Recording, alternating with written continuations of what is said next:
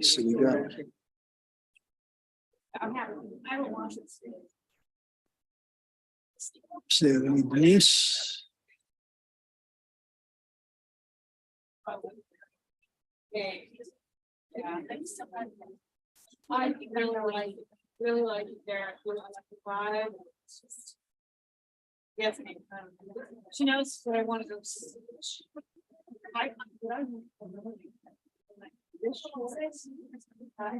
And I was like, but I also know that. Slowly.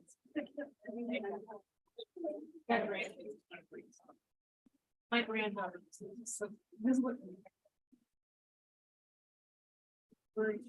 You seen Sorry. Denise? Did she get abducted? Denise was here. She was here, yeah. Here she comes. Okay, so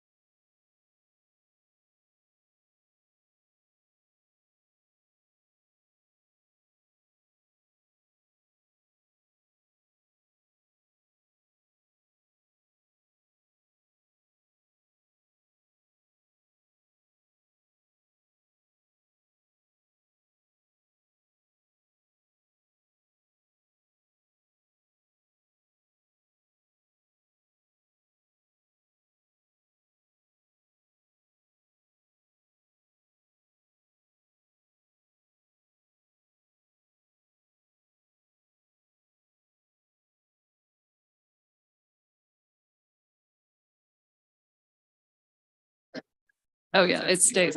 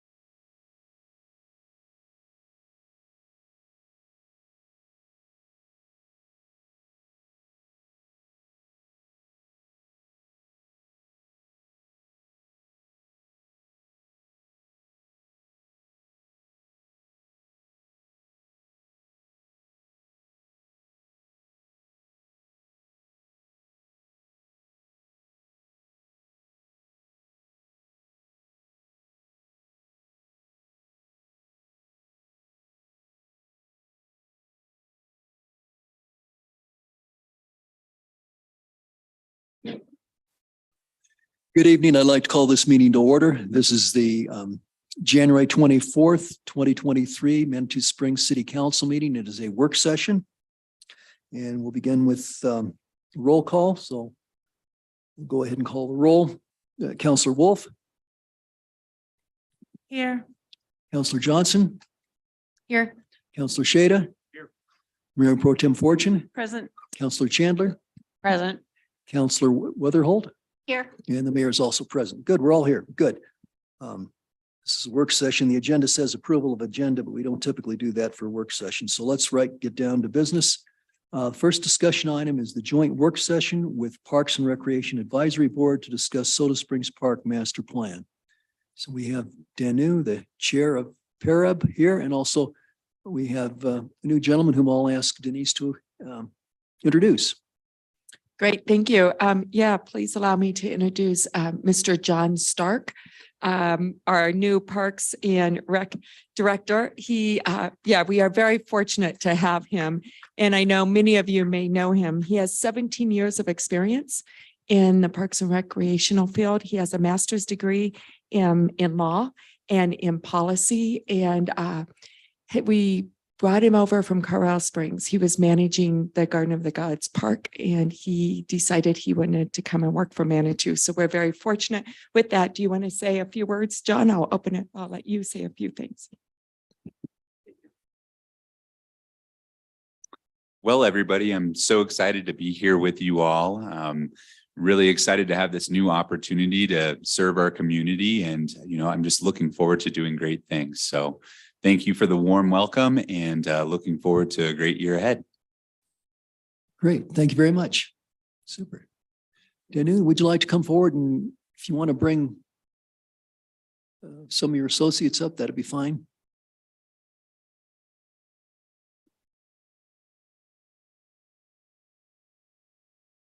And as is customary, I'll ask you all to introduce yourselves, and so if you leave your name and then your address also. Okay.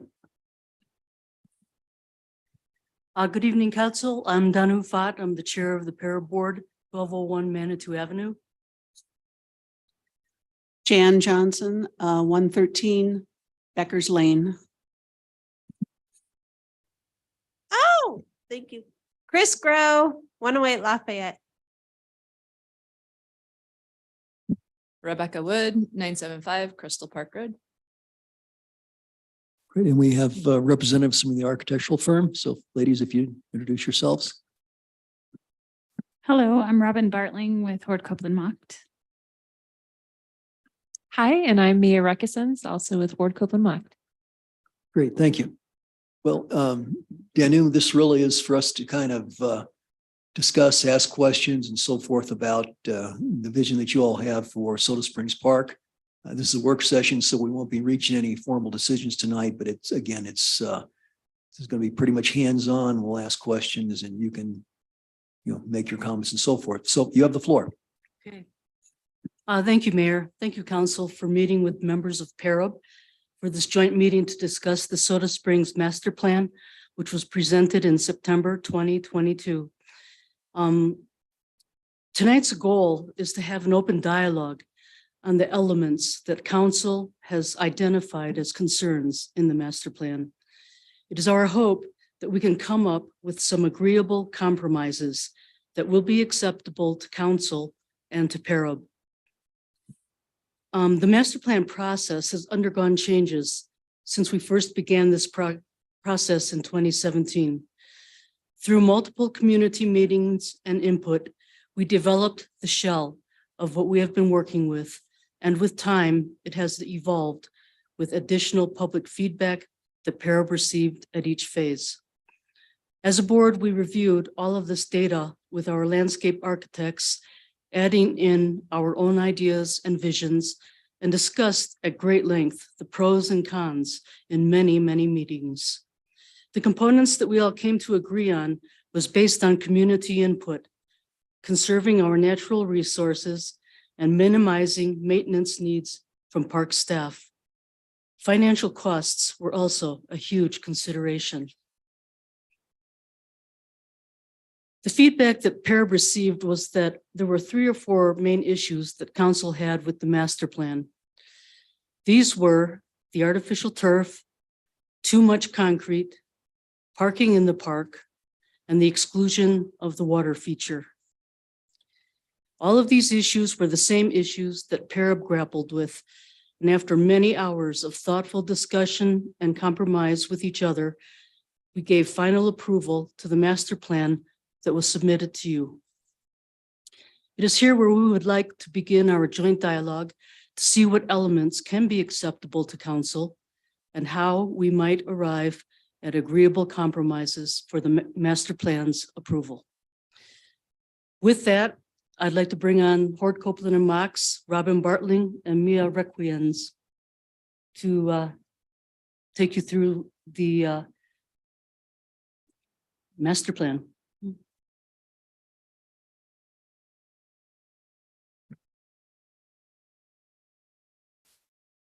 So on the screen is the master plan that we worked with the PARAB board on, and was what Mia presented to you back in September, and we took your feedback. At that time, we met with Skylar, who as you know, was the Parks Director at the time, and just thought it would make a lot of sense to just have a joint discussion with the two groups, just so we can get some, as Danu said, just some consensus on some of these issues. Obviously, our goal is to make sure that you have a guiding document that you can use to implement moving forward, and that the community will be proud of as it's able to be achieved. I guess I'm just going to ask as far as what everybody wants to do is going through some of the issues that we heard. And so you all can speak to those issues, the best route, or would you like to re-review the overall plan, or what would you prefer to do, Mayor? Okay, I guess I'll pull council quickly. We have basically the 4 points that we had the most concerns with the last time we heard this was the turf, parking in the park, concrete, or the use of a lot of concrete, and then water feature, which is, as I recall, there was mixed emotions. Some of us hadn't expected to see it and some did. I think there was a little bit of confusion that we had 2 sets of plans in that packet. Anyway, council, would there be any objection just going through and taking these topic by topic, one after the other? And Mayor, if I may interject real quickly. sure. Parab had a great lengthy discussion about the water feature, and that was from the 2017 plan. And we all unanimously agreed that we should omit that water feature because of the cost and the amount of maintenance that it was going to take city staff to perform every winter. And we figured with the beach and the creek that was plenty of water that would fulfill that element of a water feature. And so we decided with that money that we would save, we could put it into other amenities of that park. Okay, thank you. That helps clarify things. If that's okay with council, we can go ahead topic by topic, one after the other. So, okay, so I guess really, well, since you brought up the water feature, council, let's go ahead and discuss the water feature. If there's any interest in pursuing that, the current state is that it's been removed. Okay. Let's see, I think we've got a tie here. Maybe Judith was up a little bit. So Judith and then Nancy. Thank you for this presentation this evening. So you mentioned the cost of the water fountain. What was the projected cost of the water fountain and the maintenance, so that we can have a discussion of, if we're not going to go in that direction, where those funds were used? I can't recall exactly, but it was somewhere between $500,000 and $1 million. And perhaps, Robin, you could talk a little bit about why the cost would be so expensive, like what's involved in having a water feature like that. Yeah, given that it's master plan level, we obviously haven't detailed the fountain, and but we do know that typical for current recirculating systems, which is what this would want to be, obviously, to be the best stewards of water, that we have found that they're fairly expensive. Also, this was meant to be a pretty customized feature, kind of specific. The initial thought was that it might represent that soda bottle fountain that was in the park at one time. And so the customization of that is pretty expensive as well. But again, without knowing all the materials of what it would be, that's why we kind of have a range in that. You would have an underground vault that you would need to put in the park in order to have the water kind of as a cistern, if you will, that would recirculate. And then you'd have to have a sanitization system, because any sort of feature like that would be anticipated to be interacted with. So it'd need to meet all the health codes associated with that, of course. And then,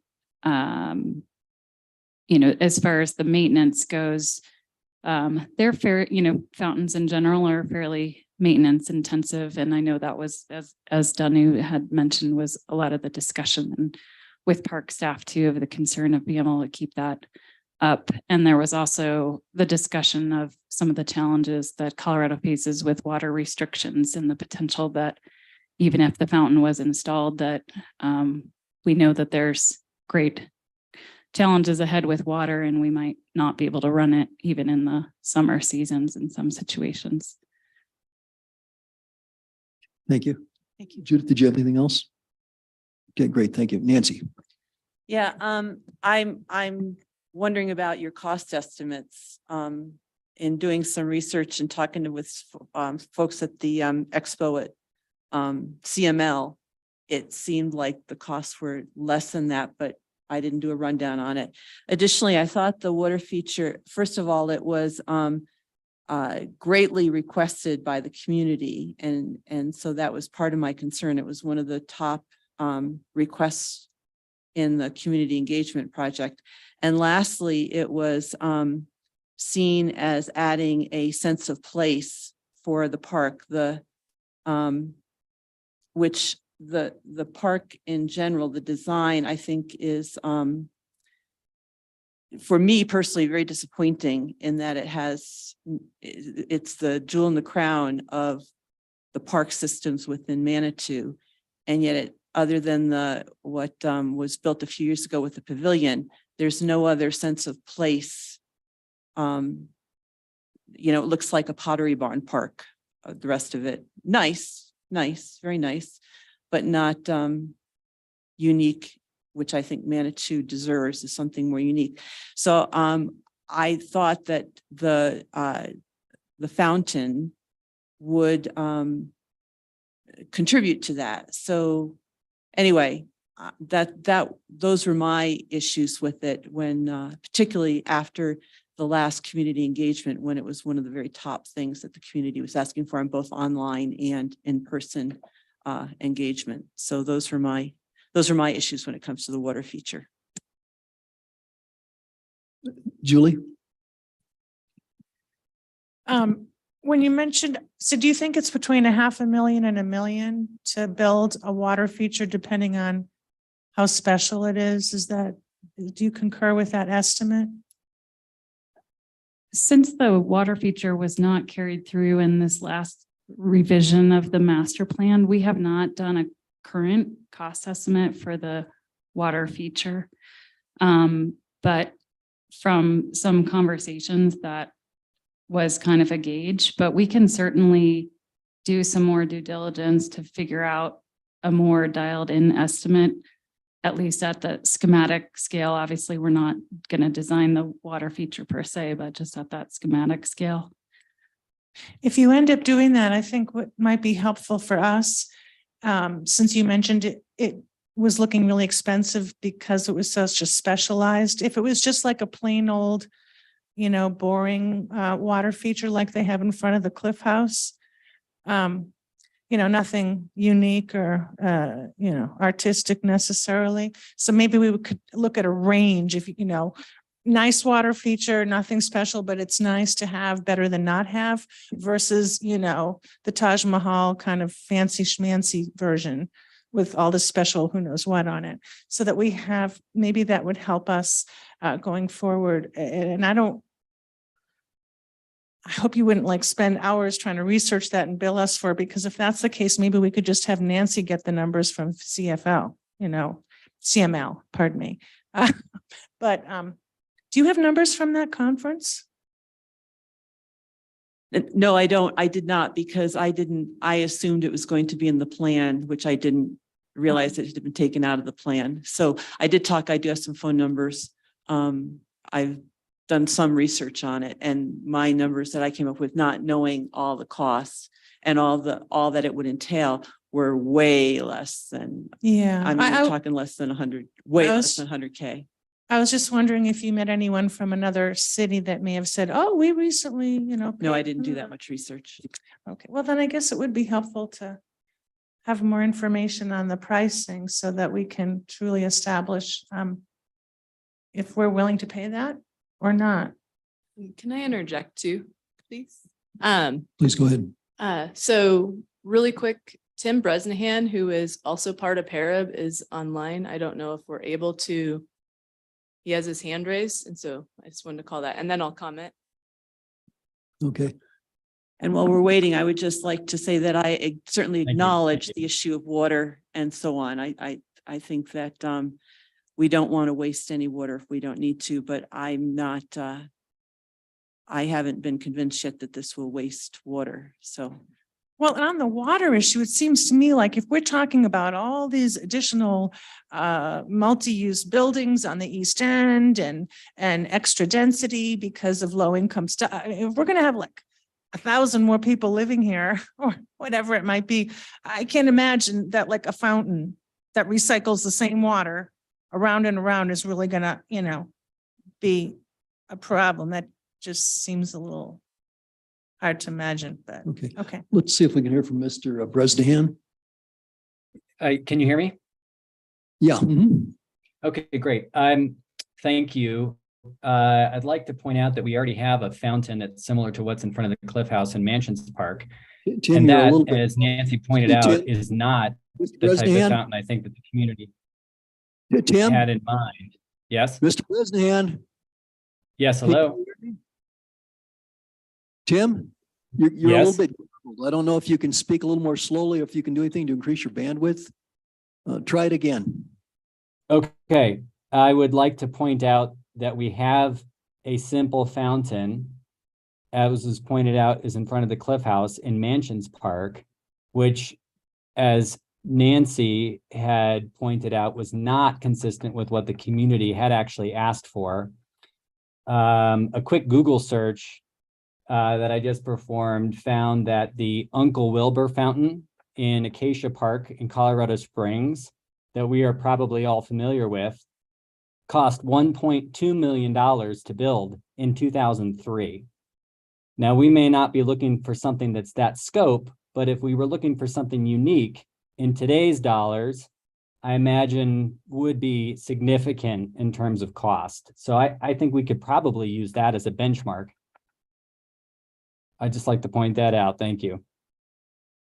Great. Thank you for your comments. Okay. Jan?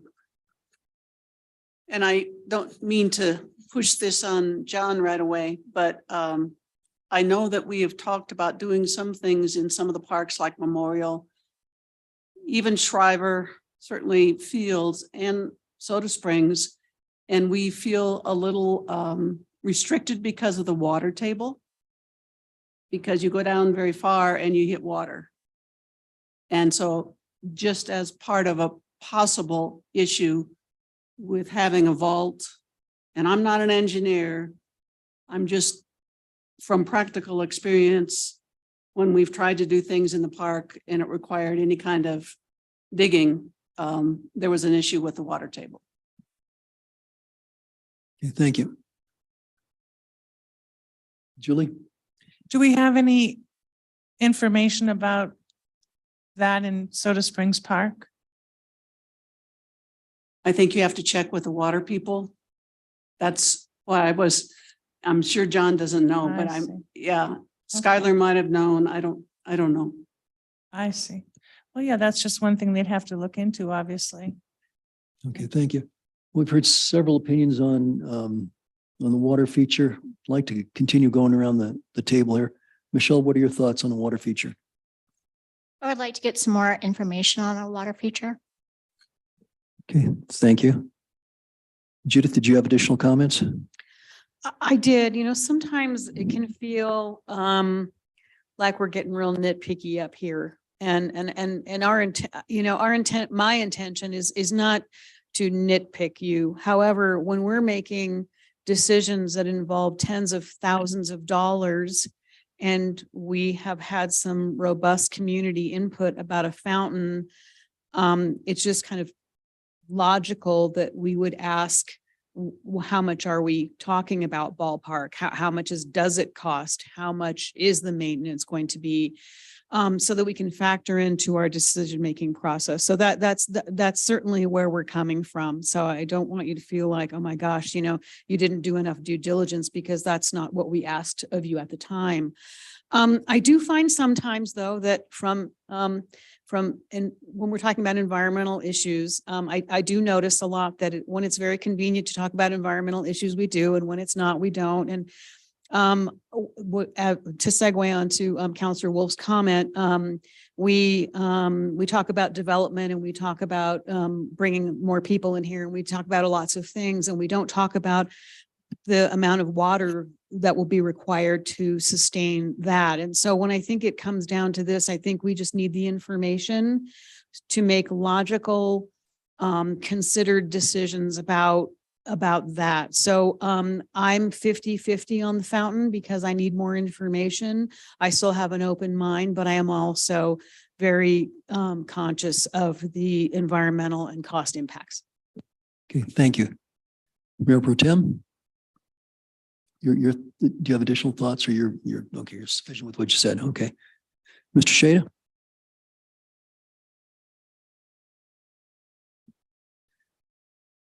I guess for me, the water feature isn't like terribly high on my list, but I guess I'd like to make kind of a comment with regard to kind of I think that what we're up against here, because there doesn't appear to be a good set of grant matching stuff for the park anymore because of how GOCO is kind of channeling money and whatnot. My biggest concern is that we figure out how to get the biggest bang for the buck of local dollars and the biggest wow factor in the park. Okay, not necessarily some sparkling thing, okay, but to kind of get some of the basic things. It seems like looking at all of the things that were from like public input, people asked for more grass, more permeable surfaces, less concrete, okay, all right, less cars, all right, and so to me, the water feature is something that to me, I see we could do that in a subsequent phase. In other words, if we wanted to set aside a certain area that we aren't having to dig up a bunch of trees or do something, I mean, that we could kind of put that in later. So to me, that's something so phasing is everything to me. So to me, I would like to see from the standpoint of this park, that we pick some things tonight that we can fund out of our own dollars without running around playing games with grants and other partners and all sorts of other convoluted things that just complicate and delay things, okay? And that we get the biggest kind of bang for our buck in terms of to really have something this summer or this fall. So to me, it's all about kind of phasing of these things. So from that standpoint of this water feature, to me, that's like phase 5, okay? It's something that maybe is worthwhile thinking about, but it certainly wouldn't be the first thing I would think we would want to do down there. Thank you, Mr. Mayor, for indulging me. Sure, thanks, John. Natalie, your thoughts? Yeah, I'm also interested in more information too. I agree with the phasing and I think we're probably all there. And I'm guilty of this all the time too, but I feel like sometimes I think Manitou is a complex where like we don't feel like we deserve anything nice or super special. Like we kind of always go for like the minimum of like, I think about that with a lot of things. And so for me, I think it's exciting to just consider that maybe we could do something that maybe is a little extraordinary every once in a while and that we're worth that. So I just want to throw that out there. Okay, great. Thank you. And Julie, you've already kind of expressed your opinion. But Yeah, I just want to mention that I thought the last time we were here with Parab, I thought there was consensus or maybe even a vote that we were going to do this in phases and that we would start for this year with the playground equipment.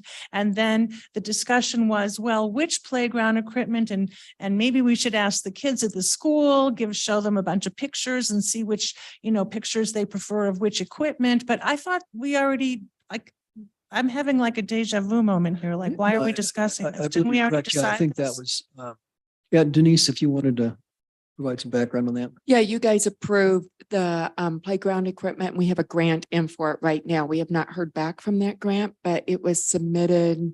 I don't know if you know, John, when it was submitted, but about a month ago. And so, yeah, you approved the playground equipment in that area, voted on, approved, and moving forward with that right now. So if we were lucky enough to get that grant, is there any information on when they provide those funds or when they notify us or any of that logistics? I don't have the details. I'll look it up and see if I can find it real quick, but if not, I can send it out.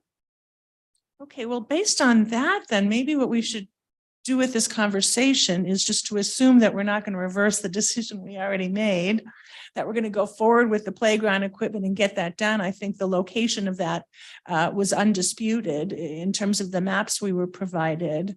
And then if Parab wants us to also talk tonight about what we do, you know, in 2024, or what would be phase 2 of the project, I suppose we could talk about that now if we need to. But I thought we already agreed on the playground part, and we're just talking about everything else now, I guess. Yeah, I believe you're correct. Yeah, as I recall, we had a follow-on meeting and Skylar came in and said, let's get the kids' playground done so we can do that. Danu and then John.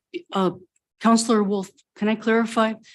What council approved was phase 2. So we basically went back to the drawing board and chose the least part of the master plan that you had least conflict with, which was the playground, some of the completion of path amenities and some landscaping. And so we named that phase 2. And for that phase 2, I think in order to get that portion done, which also, that's all it included, it came out to over something like $600,000. Now, the grant application that was just submitted at the end of 2022 was for like about $430,450. And then Skylar had set aside designated funds for $250,000 in the Parks General Fund, which makes up roughly that amount for phase 2. So it's our goal to try to get phase 2 done this year, 2023, with hopefully the grant that we can secure from OREC. And then what we're looking for tonight, though, is some way that we can come to an agreement to approve the master plan so that we can kind of get that behind us and move on. And some of the other smaller concerns and issues that you might have that we could revisit and perhaps do them separately as separate items through the park and Parab process in the coming years, because they're all going to be high dollar items. And so we have to kind of figure out how to fit that into the city budget. Thank you, Danu. Like Councilman Shada said, to phase in. That's the kind of way I think we see it too, that we can't do it all at once. We're going to have to like phase in and try to complete a section at a time like we do with the west side. Okay, thank you. John, you had a comment? So on that framework of the grant thing, Danu, let's play the scenario that we don't get that grant. So then do we just not do anything with Soda Springs Park? What's our contingency in terms of if we don't get that grant? Just wait for another year, sit on our haunches? Are there some other things that we can do? Or had you thought about that, or just help me with that in terms of, it seems like to me that's a pretty big component of that playground thing. Could we purchase some playground equipment and at least, refresh some of that? Or there's some other components that back on my comment on phasing and kind of getting a good, bang for our buck. Is there something else that we can pick off the list that moves up or something like that? And I understand from the standpoint of Julie's comment, I was making the assumption that we were going to do exactly what you said. And so we had these other 4 issues that I certainly think we ought to have a dialogue on in terms of trying to figure out how to kind of fine tune those. So back to my comment. So we don't have a plan, it sounds like to me, if we don't get that money. Well, Just a minute. Daniel, if I could ask you, Nancy had a question. I think that may be germane to your response here. So Nancy, if you'd go forward and then. I actually, John said most of what I was going to say. And Julie, thank you for bringing this up because I was going to bring it up later. But I think we're going to have a budget meeting on February 11th that we can talk more about it. I am not, and each phase will have to be approved by this council or by a council anyway, because they'll all be well over $50,000. So the contract's going to have to come back to us. So and I'm far from prepared to approve the entire master plan at this point.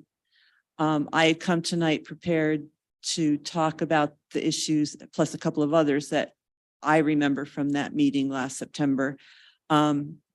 But also anticipating that we would get the grant because Skylar was so optimistic. He seemed very enthusiastic that we would get that grant. And I wanted to ask Parab to look at a funding plan for other grants and so on and so on. But there is at least $250K in the budget right now for Soda Springs Park. And I can't help but imagine that can be utilized this summer to do some of the stuff that's on that portion of the plan that we have approved. So thank you. Daniel? I would suspect that we could take the $250,000 and apply it toward some playground equipment that would help replace some of the outdated, unsafe equipment that we have. And that could be a start. Okay, thank you. I haven't given my 2 cents on the water feature. I think the creek is a pretty good water feature as it is. I really, I'm really not a big fan about having a man-made water feature there when we've got the creek. I mean, if you walk by in the summer, people are just on, they're lined up along the creek. It really is a centerpiece. And Mother Nature did a pretty good job. I'm pretty content with that. So when we talk about adding a water feature, I think about expense and maintenance. And then, I mean, we're living in drought. 40 years ago, we would have had 18 to 24 inches of snow with this last little pitiful snow that we got. So I get concerned about drought. So I would not be, I'm not a strong proponent of the water feature. Julie, you had a question or a comment? Yeah, Mayor, I wanted to ask you your thoughts. What just occurred to me is that since Parab is apparently very clear on what we said in September, that we would like to see a plan with no artificial turf, permeable surface, no parking in the park, or, it was proposed behind the stage. And I thought we were going to get perhaps Plan B, like, all right, if you don't want the artificial turf and you don't want parking in the park and so forth, then how about this drawing? So I wonder if it might help us at this point if we were to ask the consultants if they could take those concerns less concrete as well and give us another presentation since they're anxious for us to make a decision on the entire master plan. I mean, it is true. And I want to make sure you all know that even if we voted on a master plan tonight, in January of next year, the new council could say, we're not going to pay for that. So it's not really up to us to decide what's going to happen in 2024. We can plan for some things, but I think it would be helpful if we could see some other suggestions to get around the concerns that we raised already, rather than hashing out those concerns all over again. Might I say a few words, if that's okay? Yeah, go ahead. So for me personally, it's really important to have this dialogue so we're on the same page before we move on to say additional projects, because Parab spent, as Danu stated, countless meetings, hours with the community, with our developers. And so rather than just say, oh, let's go to Plan B, I think it would be important for you all to understand some of the justification of how we came to the decisions we did, because we weren't just personal, oh, I don't like a water feature, let's get rid of it. it was very intentional of why we decided to do every single part of this, because we went through this dialogue. Do I want concrete in our parks? Absolutely not. Should there be parking? I don't think so, but we have other entities that are involved that are really vocal, I'll say the businesses. So I think it might be useful for Danu if you could speak to some of those points so you can see, why we selected artificial turf, why we got rid of the artificial or the water feature and so forth. Were you here last time? Because we already heard that. Skylar gave us lots of information. He said it was cheaper to have artificial turf because then you don't have to maintain it. And yes, there's a way to clean it. And we went into quite a bit of detail, I thought, on that already. But if you all maybe want to do a more comprehensive summation on why you decided what you decided, I guess that's up to the mayor if he wants to allow you to go through that. But I just want you to know we've already had quite a dialogue on this back in September. Well, and I don't know that council was necessarily 100% on some of those issues. I think some of us were kind of gravitating towards water features and some of us, like myself, not so much. Well, me, not at all. So I think what we can do to get some value out of tonight is let's just talk and hear ideas rather than send the architects back to design something again. What we will accomplish is we'll spend more time, we'll take and more effort, and we'll spend more money on design fees. So I'd like to continue on and let's work through some of these other topics. As we're sitting here, I was talking to a guy in Colorado Springs, and he's been working on trying to figure out where to put a train station in Colorado Springs. And he told me this is the 8th time he's worked on it. So it's probably going to be one of the mainstays of his career. In a 40-year career, he will have spent all this time planning a railroad station that invariably gets sent back to drawing board and doesn't get it done. So I just can't imagine how frustrating that is for him and how useless it is for the city of Colorado Springs. So I would say let's try and set a better example than Colorado Springs. So if it's okay, let's walk through the other main topics like turf and parking and concrete and get some background information, if that's okay. And then we can kind of come back and see where we want to go. That's kind of what tonight's about. So I think we've gone over water feature pretty well. If there's anyone on PARAB that would like to add something, but I ask you to be brief so we can get on to the next topic. Anyone on PARAB want to talk water features? Yeah, water feature, not sustainable in the long run. That was our overall, and just with cost, environment, that. Okay, and I see heads nodding there. So, okay, good. Let's move on to turf. Okay. Danu, do you want to give us a quick overview on your thoughts on turf, and then Europe, you can why don't you all join in? Well, we all love our West End turf, but we already have replaced it once already because it didn't make it through the winter. Luckily, it was under warranty. And while they replaced all the turf, they also repaired some of the sprinkler heads. We thought it'd be great to have turf, sod again in the middle of the park, but then we all decided that trying to save our water and our resources was much more important since we are coming into a drought and having to support the huge population explosion here in Colorado. So there was a lot of comment from the general public that they wanted more greenery in the park. So we decided as a compromise to look at artificial turf. And we had a lot of concerns about the artificial turf, the permeability, the toxicity, the drainage, the cleaning of it, et cetera. We talked about all of those things that you guys have been concerned about as well. And if I could turn it over to our architects, they seem to have a pretty good product in mind, which uses an infill system where you take out the bottom layer of what's there now, and you infill it with a compostable material, to which then there's it's like a drainage grate, and the actual artificial turf is permeable, so everything drains through, and then we would have to funnel it the water that comes through, someplace. And so we all thought that everything is by the way, it's all biodegradable and recyclable too, all of these materials. Okay. If we could hear from the architects then.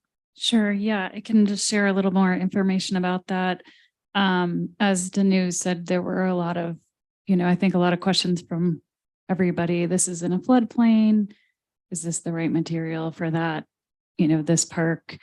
And we do work with synthetic turf on our projects and park projects and for school districts. And, I think as designers, we've always been curious about, the long-term impact of these materials. So we've continued to do research, and luckily, I think the demands of municipalities and communities have pushed the synthetic turf industry to look at being more sustainable, because it wasn't as sustainable, many years ago. So there's products out there. The synthetic turf, as you all know, that we did bring some samples. I think most of you are probably familiar with it, but has some options that are available. What's nice about this particular location is it's not an athletic field. It's used for kind of day-to-day use and events, and probably some, if it were to be installed, kick a ball around, and I'm sure kids will play there and stuff.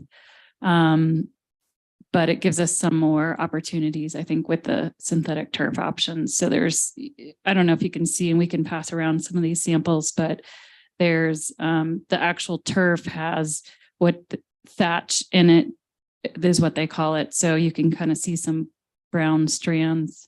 I'll pass those around in there, which make it look, it's not natural grass. It's not going to look like natural grass, but it makes it look a little bit more natural.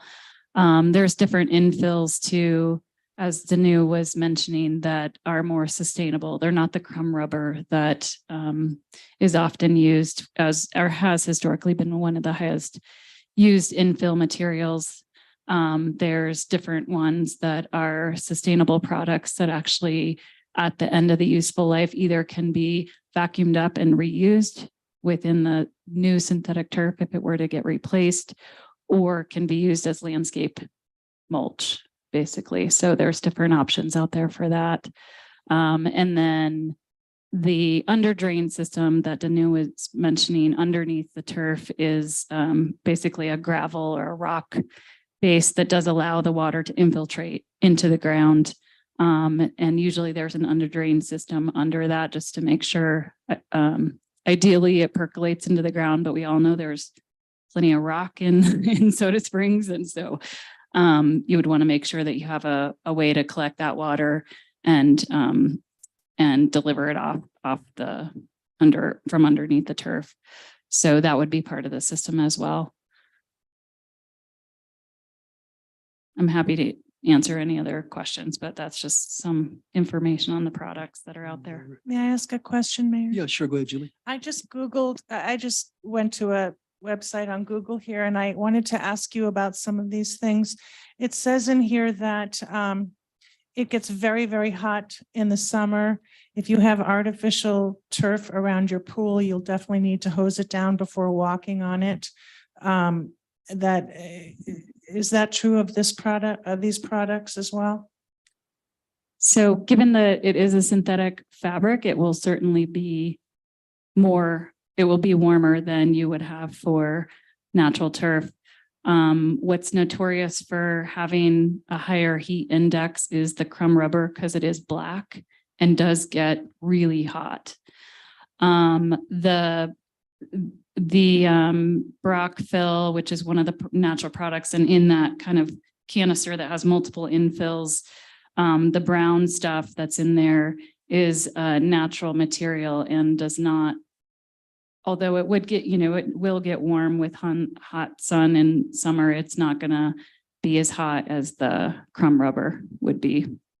What's nice about this location too is there are trees that provide quite a bit of shade, and that was one of the considerations that we had during the process. Is it's fabulous, there's shade, but it causes challenges in establishing and maintaining a good growth of natural turf in that location.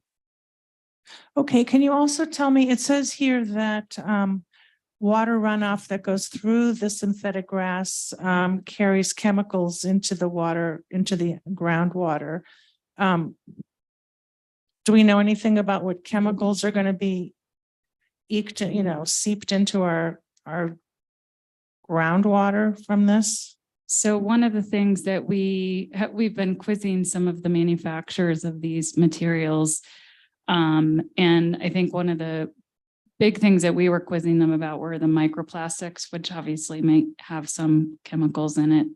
There would be typically what does happen with synthetic turf installation is when if you've ever seen it installed, they seam it together because it comes in rolls like carpet, basically. And so there is some waste and cutting in order to seam it together. So what would be important in installation is making sure there's a proper plan to make sure that none of that is going off site, which any construction project you'd have to maintain erosion control and best management practices for that.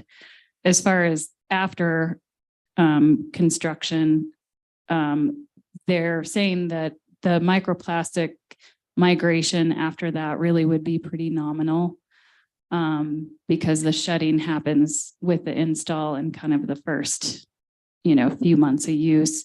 And we would typically write into the plan, the initial maintenance plan as part of the project that installer, that contractor would really be on the hook for maintenance initially to make sure they're continuing to clean and pick up any of that initial shedding that would occur because we obviously don't want it to go into the creek. Thank you. And then the last thing, it says here that artificial grass traps blood, skin, and animal waste and can become a breeding ground for harmful bacteria like Staphylococci. If you have pets, you will need to clean dog urine from your artificial grass on a regular basis to keep things sanitary. Since we're all aware of the limits of our public works staff and all this concern about, we don't want to have them bothering to, it's going to save a lot of money because they won't have to mow the grass because it's fake. I assume they also won't have money to do the proper cleaning, and it sounds like it could get kind of disgusting, or at least maybe that's the wrong word, unhealthy. Do you know anything? Can you enlighten me? This is just one website and you're much Sure. more experienced with it. So can you address those there's issues? products out there, especially ones that, we've been looking at and researching and even using on projects that are for, we've put it in even under playgrounds too as a safety surface where obviously any of that can happen as well.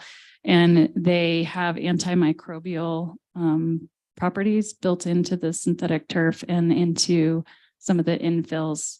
And in order to address that, and you might have seen as well synthetic turf in some dog parks. And so they have had, specific ones too that make sure that they have those qualities to it.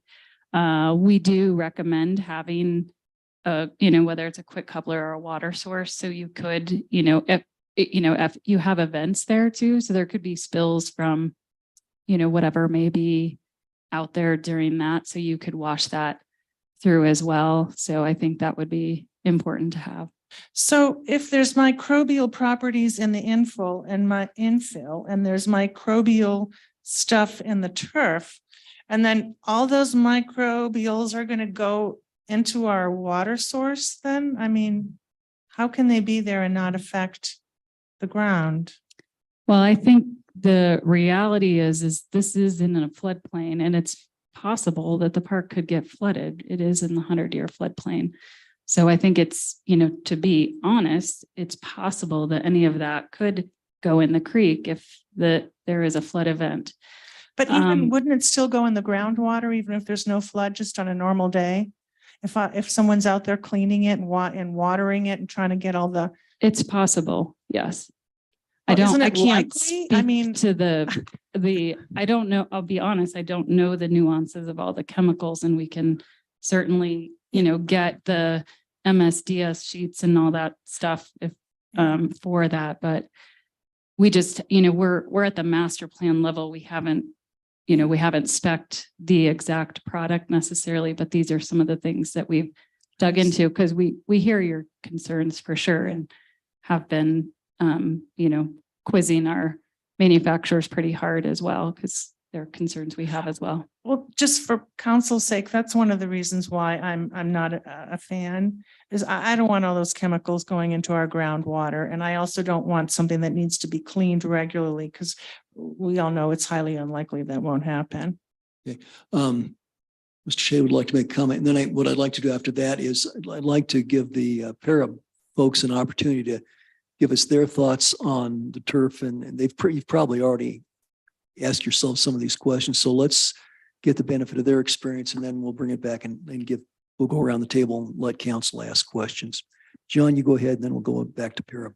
Sure, maybe the consultants can answer this. What's the cost per square foot for this Sindlon stuff that you passed around, installed with all this drainage, all that kind of stuff? What's that price? Give me 1 second.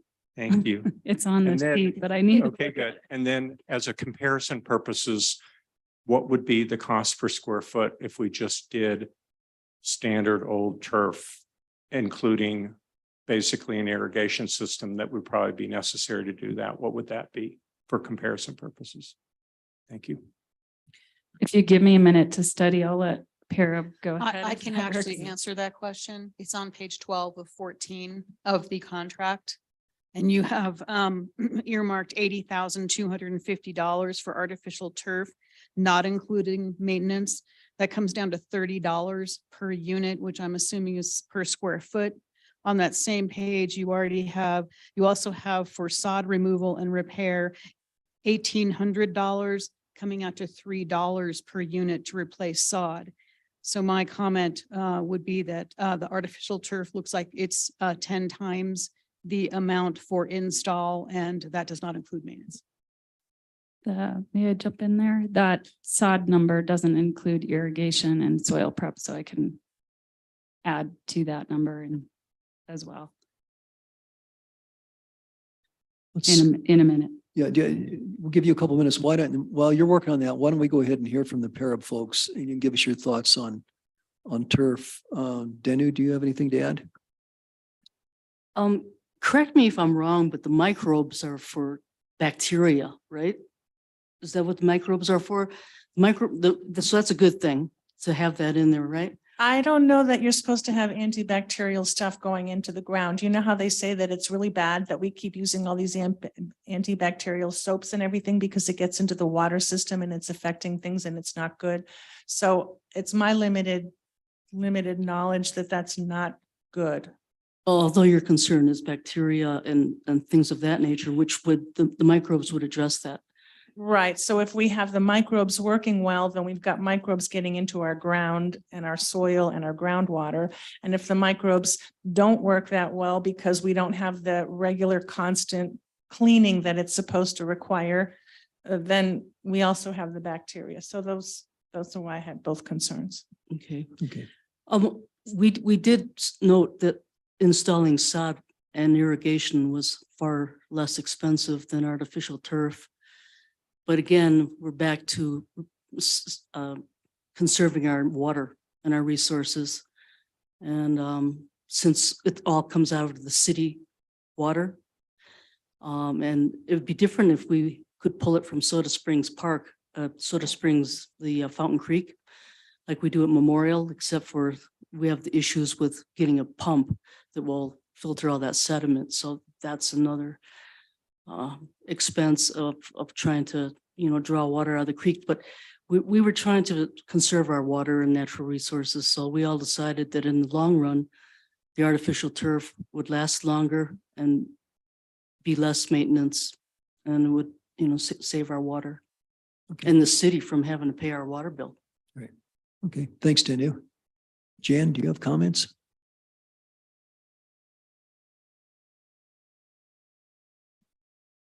As we discussed all of this, we felt like we were between a rock and a hard place. And that there was not a perfect solution by any means. And because there wasn't a perfect solution, we looked for one that we thought was the best as far as the health of the park and also being mindful of funding. There's a way in which this could be determinative, especially with what our consultants have said, that we could give that a try, because otherwise I think we're going to continue to replace the turf as it is on the west end as time goes on. I think we have a lot of parts of Soda Springs that are not conducive with our current climate for turf, or the turf that we have been using. Thank you. Christine? Yeah, I guess I concur with what Jan said. You know, I feel like we were between a rock and a hard place. I had a lot of the same concerns that Counselor Wolf had, not so much about antimicrobials, but more just about plastics and, you know, it just doesn't feel great to put something artificial in a park ever, especially something that's covering the ground. So I guess I felt like I was the one PARAB member maybe who really wasn't so jazzed on the turf, the artificial turf.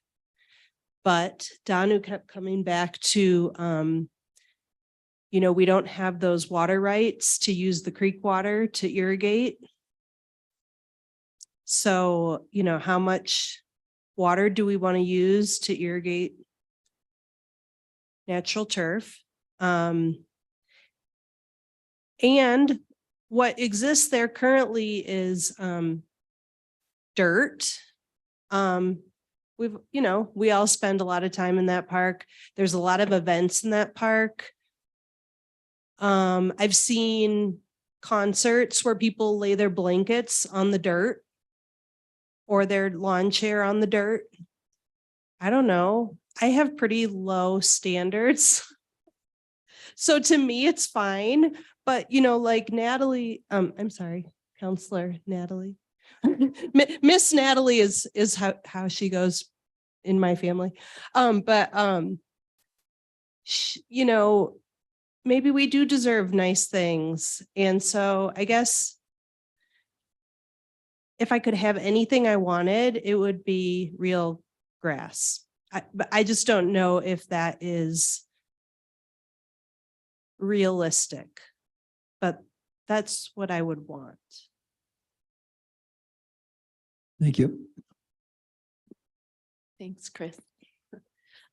So I was in favor of the turf from the beginning because I've been to many parks where it has the turf and it's fantastic in the sense of it's comfortable. You can play ball on it. It's great. Would I love to have real grass? Absolutely. But again, what's been stated already, it's not feasible to put real grass in that area. And what we did in the design is we had far more turf set up, but then we tried to shrink it down so that it was in the zone of the concert. So you have that very smallish area that was very comfortable when you are watching the concerts. But then when they're not there, you have, again, the kids can play the sports. And this was our compromise to bring in greenery to the park because again, it's not realistic to put real grass down, but also it's a nice small area. And if something happens to say the turf gets destroyed, you can cut out a space and replace it a lot easier than having to do the whole sod. And again, all the concerns you had with the chemicals and installation and maintenance and costs, we took into consideration. But for long term, that was the best solution we could find. Can I ask you a question about that? May I, Mayor? Go ahead, Julie, and then we'll come around this way and get council comments. You said it's not feasible to put real grass in that area. Now, I understand, and I could be mistaken, that the reason the real grass on the west end died the first winter is because nobody bothered to water it. Well, duh. You know, I mean, you got to water it. But why is it not feasible? So in my mind, continually replacing that, it's not, I mean, you have the water. that space in particular, it's dirt right now because it gets trampled time and time again.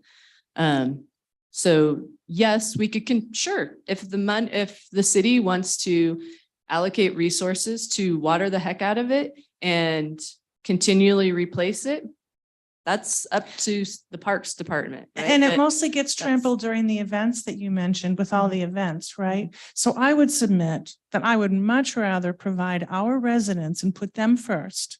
That our residents with real grass, with a real pretty park. And if that means that we have to eliminate some or all of the big events that are held there, that's fine. Those big events can either move somewhere else or stop coming to town. But I don't want to have artificial turf in our park because we need that because we love these big events in Soda Springs Park. I don't love the big events in the Soda Springs Park, and a lot of my neighbors find it very annoying since I live in that area. So if we're going to go with artificial turf because that way it won't get ruined during the events, I think that's not my priority. And then in terms of saving water, I mean, geez, if we're concerned about saving water, then let's not build, housing for 1,000 more people. But to say we want to save water, so we're going to have like all this new development on the East End, but let's not water the park. To me, that's not my priority either. I'd rather water the park. And if we don't have enough water to sustain the city, then we limit the additional residential units that we build here. Okay, thank you. And I would, before we go on with council, I was going to see if you've had a chance to get your numbers together. I have. Okay, if you could go ahead and update us. Sure. Yeah, so the turf cost with irrigation is probably around $6.50 to $7 a square foot. So about $6.50 to $7 a square foot. We'd have to, I think, just to comment back on the question of natural turf there, the important thing would be to remove soil and bring in appropriate topsoil in order to give it the best chance of success as possible. So there is some cost in, bringing in that kind of a decent depth of topsoil, which we'd usually recommend to be 6 to 8 inches. Another material that we had looked at was and is in part of that space is stabilized crusher fines, which you see on some of the trails in the new portion of the park that was completed, was to, in lieu of synthetic turf or natural turf, that was another thing that was looked at for that whole space. And that's about $7.25 a square foot. Thank you. And so the cost per square foot for this artificial stuff is how much? $30. 30? Yeah. Okay. Mr. Mayor, can I also make a comment? Sure. I had spent some time looking at the Sin Lawn Colorado Facebook page. And I find it rather fascinating. Go and look at all their examples for the last 3 years. They're little mounds of places that it's almost impossible that you could get a piece of turf to grow on. They're putting greens. They're in people's backyards. I would say, and indoor spaces. If you're really putting this in parks, you would have it on this website. There's no example in 4 years on their Facebook page of any installation in this state. Do you have other information in terms of where I can go look at and see how long this has been? Yeah, and just this Sin Lawn is not an end all be all. We have a ton of different products that we use. We grabbed a few samples. We have been working with Sin Lawn on public park projects. So is there an And example, There, please? yeah, we have one that we're just finishing up in the town of Parker that's actually under a playground, just got So it's installed. brand new. So Yeah. is there, We have a list, actually, I think we got from them recently of installed, but I guess my point is, I'm not saying that's the product we're specifying, but it is a product that we have looked at and worked on, but we use and we specify many different products and manufacturers. Okay, so, all right, so I guess what I'm saying, to me, when you pass something like this around, it appears like to me, okay, as a public official, that you vetted this product. Okay, and that for something that costs 4 times as much. Okay, and apparently you have an example of something you're putting in right now, but no example of something that's been there for 4 years or 10 years. I don't know is that I'm in a position to experiment with a company, okay, in which you would put on your Facebook page. This is a marketing thing. You would put on your Facebook page your success stories of where you've put this kind of stuff. And I'm telling you, go look. It's indoor applications. It's rooftops of buildings. It's in people's private yards. It's in little kind of landscaping areas in which are really difficult in which to get something to grow on because it's a little hump or something like that. So now I want to comment on that. We seemingly in this community have no problem growing turf. Okay. You can go to Memorial Park and that park gets beat up every summer. All right. And amazingly enough, that thing springs back. Okay. And looks pretty darn good by the springtime. Okay. That park has never had any fancy underlayment. Okay. It has gone through years of sometimes the irrigation system not even working. Okay. All right. Fields Park is another example in which we have no problem growing turf in this town. Okay. So using the example on the west end, when we clearly did not take care of that turf, okay, doesn't sell to me. All right. It doesn't sell to me. And in fact, that area there would even be easier to take care of because it's highly shaded in that particular area that is in the master plan. Okay. It's not sitting there in a lot of sun all day long. And I don't know about you, but areas that have a lot of shade in our community, the turf does just fine. The area that sits out all day long in the sun, it's hard to kind of keep it watered. And I'm like Julie, if we're that hard up to be able to water a little bit of turf, I think we need to have a building moratorium. Thank you. Okay, thank you. Natalie, we'll hear from you next. Sure. No, I'm comfortable with the artificial turf. I think you all have done your research and I do, I do use the park to go to events. I go to the Little London Winds concert and I love the idea that I could put out a blanket.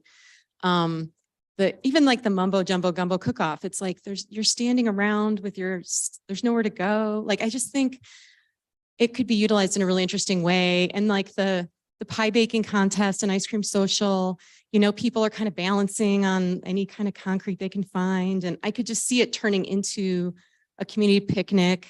That would be really nice. So I'm intrigued by the location and I see why you selected it. I'm intrigued by this product. I think it'll be interesting.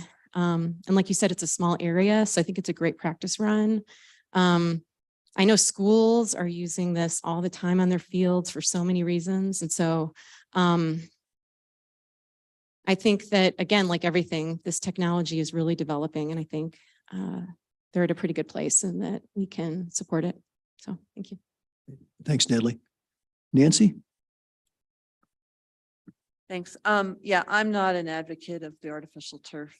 I would rather, I think we can go out to our community and try to get people to take out their high watered lawns. But I think our park should always be a place where people can come and have natural turf, natural grass. So that's where I am. And also just once we discussed before is to clean it off. Not only, you're watering it anyway to clean it off. So if you're going to do that anyway, why are we? So my head I understand all the arguments for the artificial turf, but in our parks, I just can't. I'm not there yet. So I prefer natural. Okay, thank you. Judith? Thank you, Mayor.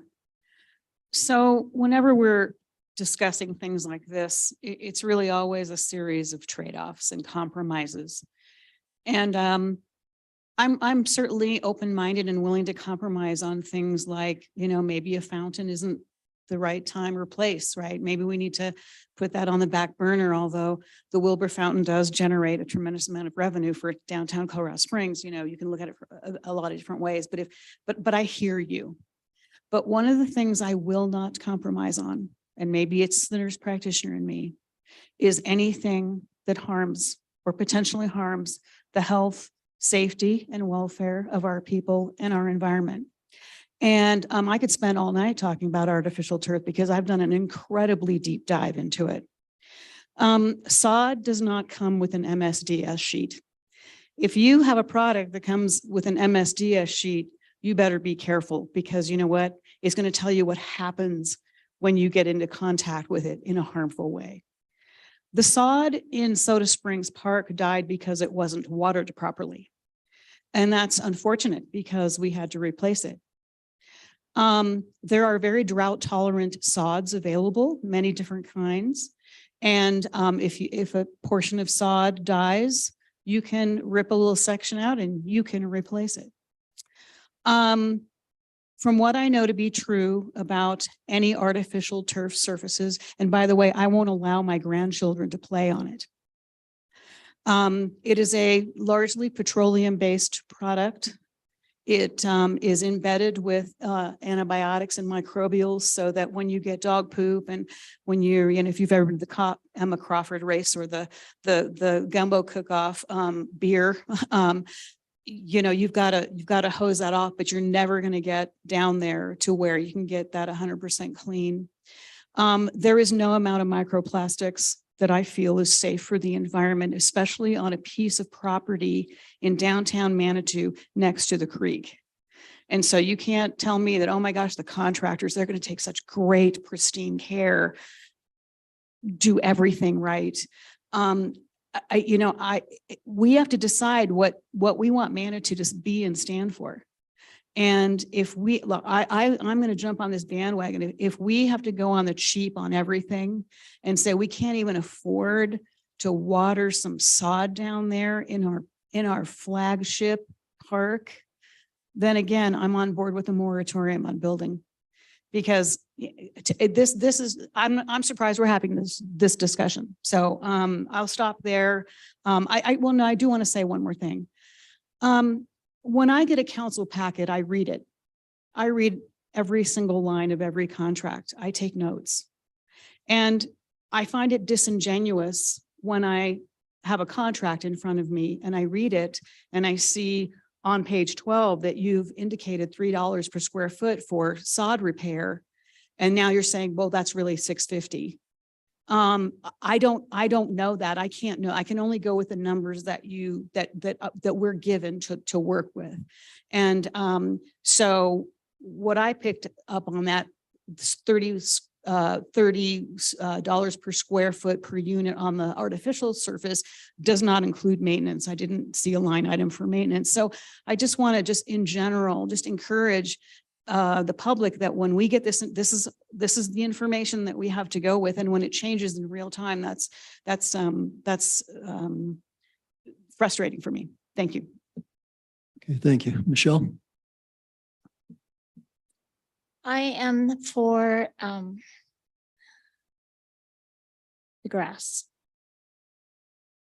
I'm just going to keep it simple. And I agree with Councillor Wolf and Councillor Chandler that we can take this money to water the lawn and put a moratorium on building. Please. I just wanted to follow up to your comment. Our intent is not to be disingenuous. We actually do cost estimates based on specification sections that are how a contractor would bid the work and identify it in such a way. So irrigation is always separated out from the cost of the the sod as well as the topsoil is separated out from that as well. So I apologize for the confusion, but it wasn't intentional by any means. Okay, thank you. Well, and my take on this is natural grass feels pretty good. It's probably the best feeling thing of the whole of all the experiences. But I really have reservations about trying to go with natural grass and trying to maintain it long term. It seems to me to be an uphill battle. We're in a drought. And climate change is real. Consequently, of the two choices, I gravitate more towards artificial turf. I even question whether, how much improvement we can really make. I mean, Soda Springs Park has been the gravel bed for the longest time. It's when I was a little kid, I asked my mother why they called it a park if it didn't have grass, and she said because the grass doesn't grow there. And that's a fairly basic answer, but I really think it's a challenge environmentally to do this. We've talked a little bit, or alluded to the idea of having a phased approach, and I guess I could see trying a little patch of artificial turf and a little patch of, or a couple of little patches of natural grass and see how it goes. But I'm not very optimistic that natural grass is really intended to grow in Soda Springs Park. With that, it looks like the preponderance of council is towards natural grass.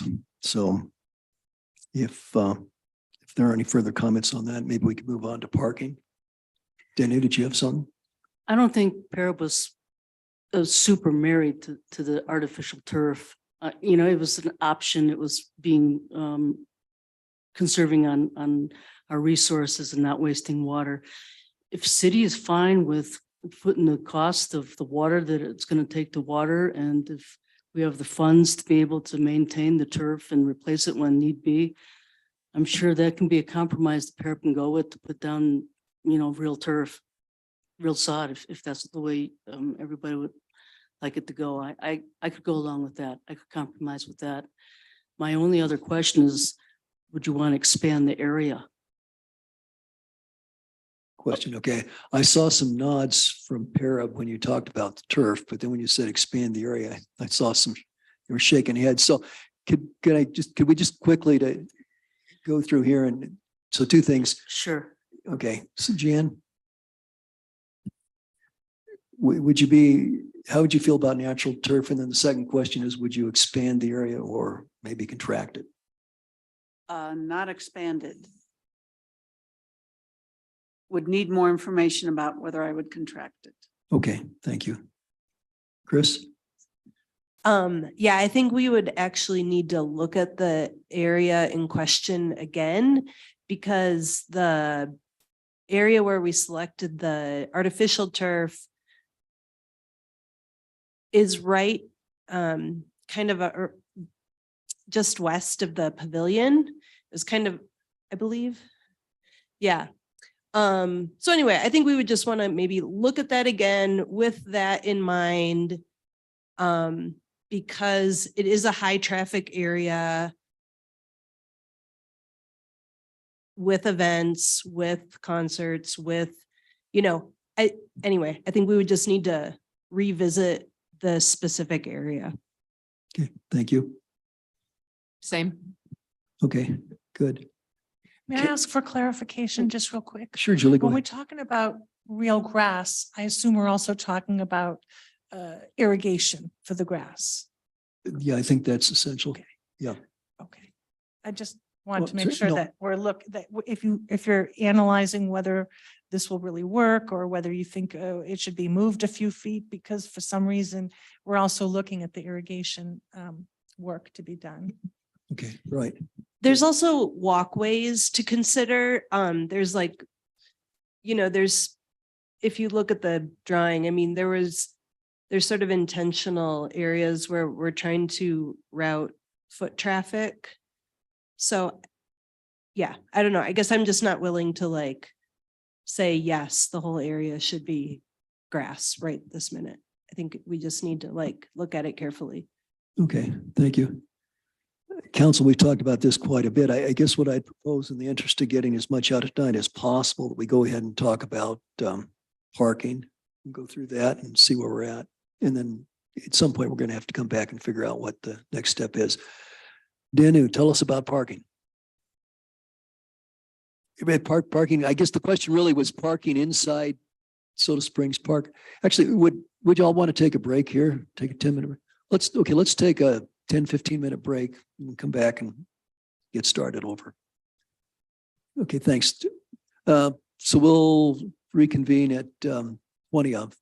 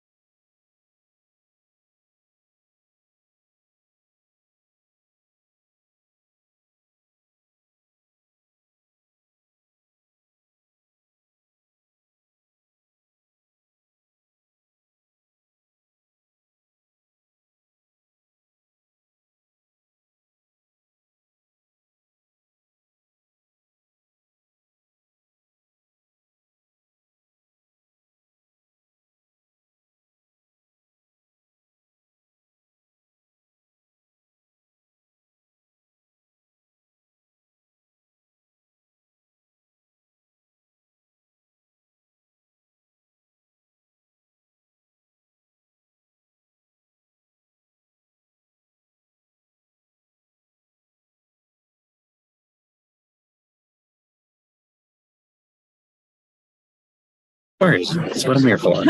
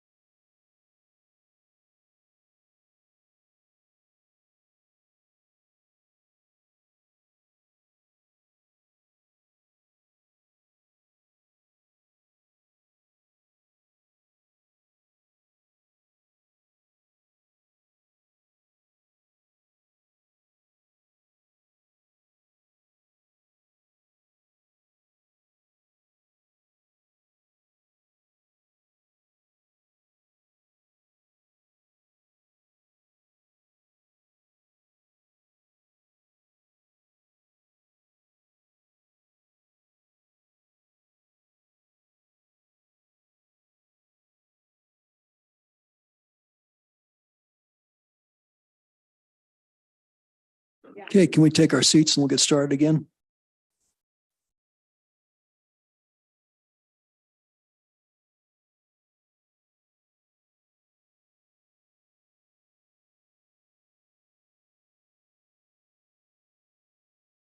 Okay, so we were going to change topics and actually it was suggested to me that concrete would be a better topic to pick up on. So let's go ahead and talk concrete.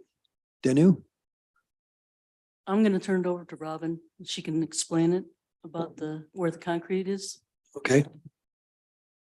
Sure, I can do that. Mayor, do you mind if I can make one clarification that we were just talking about the unit cost?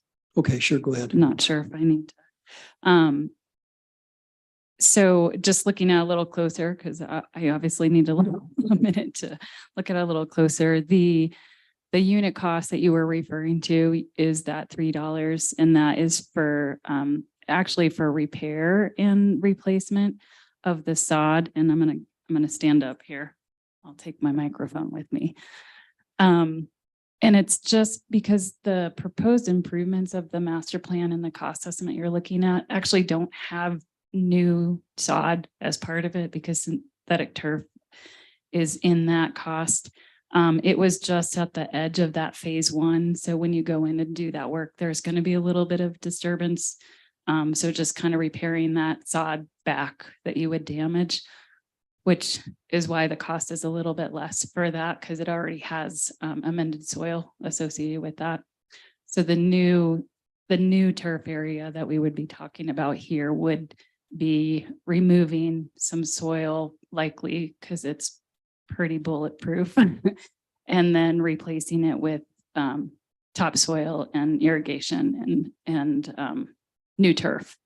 So that is where that cost would be a little bit And more. that's where the $6.50 to $7. Yeah, and just quote came thinking from. about a little more and kind of digging into the cost estimate, it might be a little bit more if we have to export soil because it's in the floodplain. We can't spoil on site. We really need to balance the site and not add any additional soil on it. So if we do have to export soil, it might even be a little bit more than that.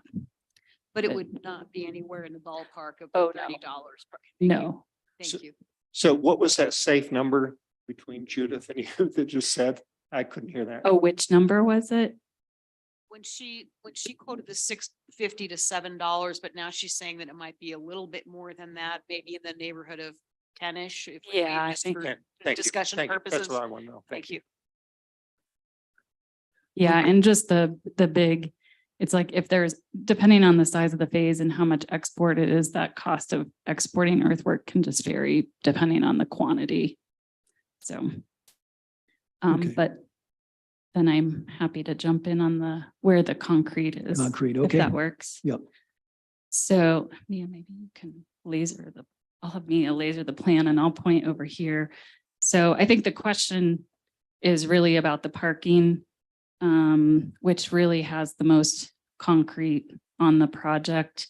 And we have this area on the east side of the pavilion, kind of southeast side of the pavilion that currently accommodates about 15 cars. So it is pretty substantial amount of concrete in order to accommodate that. Any additional concrete on the project, and I know our main topic is the parking, but I'll just point it out, is only an access off of the bridge from downtown to the pavilion. And then a little piece at the front of the pavilion on that west side. And then, as you know, there's an existing path that's kind of incomplete over by the playground. And that would be finishing that off over to there. So just throwing that out there because I think there was some comments and concerns about the parking as well as just the quantity of concrete. Okay, thank you. Well, I guess so we have parking and concrete as a single topic. So we can treat it that way. I guess I'd like to hear, I think we'd like to hear from the Parab folks. You've probably given this some thought. We'd like to see what your insights are. We don't really want to talk about concrete. Well, no, that, No, Is that I- because that none tells of us you something. really want it and you're being pressured by the businesses to provide parking on the park? I mean, why does nobody want to talk about it? Can Well, you explain? So we also don't want necessarily parking in the park. But because we are listening to our community partners, we are concerned that we provide some options for people to park. And we went many rounds with the developers. We walked the park several times and we shrunk the amount of actually parking to the minimum, right? So we did what we could to keep the concrete and parking out, but so that's our solution. Okay, and you'd have parking with concrete so that the grass wouldn't grow there. I mean, so I'm sorry, Chris, you go ahead and say what you're going to say. Yeah, so if it were up to me as an individual, I would say you probably shouldn't park a car in the park. However, then there's reality. And for example, the night we actually held a meeting, our Parab meeting at Soda Springs Park, the Little London Winds were playing at the park. Somebody counted, I want to say there were 30 vehicles parked in the park. Yep. Again, I'm a nurse practitioner too. So I think about kids running around and cars pulling in and out of parking spaces or any pedestrian in the park, really. That's not a good combination. And how are kids to know that the park isn't a safe place?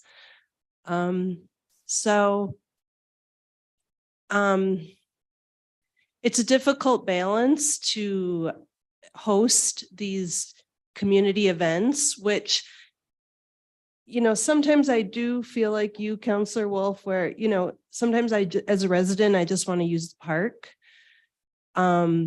But there's also a lot of events that I participate in and enjoy. And when there's pottery in the park or when there's whatever event you choose, it can be challenging to have how are we going to deal with the people producing those events? How are they going to bring their equipment and have easy access to host those events? So with that delicate balance in mind, Parab narrowed it down to these, what was it, 7, 9 spots? And again, I don't have a problem with the dirt. And I think, can't the cars just park on the dirt like they have been for decades? But our experts over here, Robin and Mia say, no, you really need something graded for vehicles or for a garbage truck that's going to be pulling in and out of there. That's like kind of the bare minimum, like you need to provide that so that it's a reliable surface for those vehicles. So, so then we defer to the experts. So that's kind of some of the conversation that occurred that night at the park. We went back and forth. So anyway, that's some insight. Great. Thank you, Chris. Just really quick to how we set up and worked with the developers or the designers, that we would connect both sides, because right now the park feels very disjunctive, right? We have the west side and then that parking and then the restroom, right? And so in the design, we tried to incorporate it so that it flowed a little bit more with parking.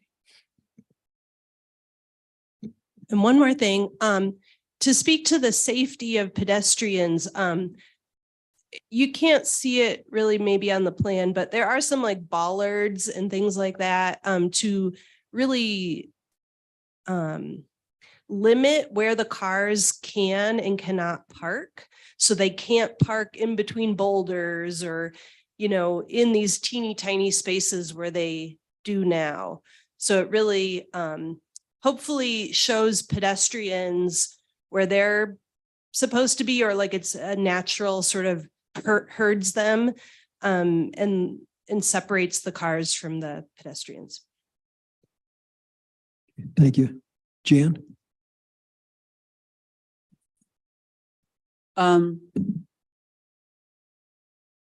There is no happy medium per se with the situation with 30 vehicles being parked. And if we don't have availability for at least some of those vehicles and the way in which those instruments can be dispensed to the stage area, then likely we won't have those events. The vehicular parking diagram estimates that there'd be 18 maximum number of parked vehicles. And by having the cement and the bollards with some other space for shrubbery and other plantings and a space marked off for the garbage receptacle disposal, that's our compromise. And we really tried to find a way in which, and the architects really came up with some great ideas to try to disguise and mitigate some of the parking area, and doing it in a way where there is some colorful moving, seemingly designs, if you will. If we have parking in the park, I think we need to have at least 18 spots the way we are right now. And that'll be far fewer than are needed by the group that is using the most at that time. I don't have an answer for how we come to a meeting of the minds on that, but that's what we came up with. Okay, thank you. Danu, do you have anything? I was the one voted against the concrete. I'm happy with the crusher fines as long as it can hold up to the traffic, and I'm fine with the existing dirt as it's been there forever and it's held up all this time. So in terms of the parking, that one has always been a really, really difficult issue for all of us and all the groups that we're working with. So I understand how council feels about parking in the park, and it doesn't happen all the time. It only just occurs when there are events there. If we could maybe, I think we came up with a compromise at one time of maybe between 8 to 12 cars, maybe for the vendors and for musicians and I just with all the problems with parking in general around Manitou, I think it would really put a burden on parking in general if we couldn't allow some kind of parking access for event vendors, et cetera, in the park. Okay, thank you. Okay, let's see what council has to say. We'll go around this way. Julie? I will not vote for parking in the park. I think it's cheesy and unattractive. I've also enjoyed music in parks, different places where there was no parking lot right behind the stage or in the park. So no one can convince me that if we eliminate parking in the park, then, we won't have any more music there. There are solutions, alternative solutions that we can come up with, such as reserving parking on the street for the musicians, for example, with cones, so that they'll be able to park really close to the stage.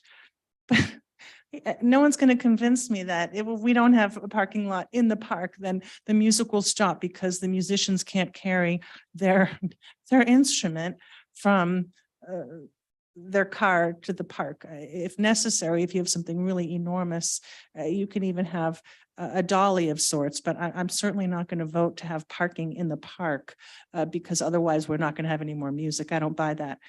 I also concur with Nancy always says the primary goal or responsibility of a council person is the health, safety, and welfare of our residents. Right? No, you say that. You've said it many times and you usually focus on fire. But anyway, I do not want pedestrians and kids playing in a park that has a parking lot in the park. I'm not going to, the garbage truck is going to have to figure something out. We don't have to have a parking lot in the park because otherwise we'll never have garbage picked up. I just think that's really bizarre. So from a safety perspective, from an aesthetic quality of park perspective, I am not in favor of having parking in the park. I just think it looks pretty low class. Okay, thank you. Natalie? I wish, do you have any easy questions for us tonight? It's really frustrating. No, I know. And that's what I appreciate, knowing that all of you have asked the tough questions and had the tough conversations, and this is where you've landed. And I think we need to really acknowledge that. And just looking at where we are and what I think we're comfortable with, I think maybe just a loading and unloading zone is maybe all we can really pull off. But I do recognize that, Mark brings wheels down every time for poetry and pottery. And I don't know how the heck you would move a wheel without at least getting it closer to that location. And these are all nonprofits, Little London Winds. I don't know what the average age of one of those performers is, 75. Yeah. I mean, so I don't want to again, lose those moments that I think are really special, but I think we can probably achieve a lot with a loading and unloading zone. So thank you. A loading and unloading zone instead of a parking lot. Thank you. Okay. And let me also, I should ask you to weigh in on the concrete.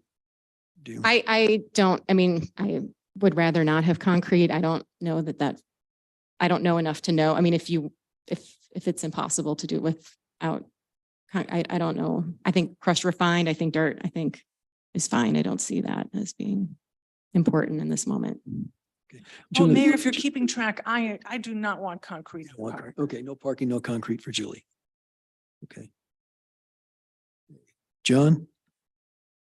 I guess I'd like to also ask some questions of, I'm looking at one of the exhibits, which I believe there's an area 11 with little pebbly things, a walkway on one of these diagrams. Do I need to give you a page number? It's the diagram that's got lots of little numbers identifying everything. Well, anyway, it's these little pebbly walkways, okay, that suddenly have cropped up in this design. And I believe it's number 11, and I believe that's what, a concrete kind of a surface. Is that not what that is? That's a paver surface that sort of mimics the shape of those pavers. Right, but it's an impervious surface, right? Correct. Okay, Yes. all right. Then I wanted to ask about area 3, okay? Is always area 3 crusher fines? Because I see that's along the creek, and it's also labeled as area 3 up by the pavilion, connecting right there below the playground. Is number 3 always crusher fines? That's correct. Okay, thank you.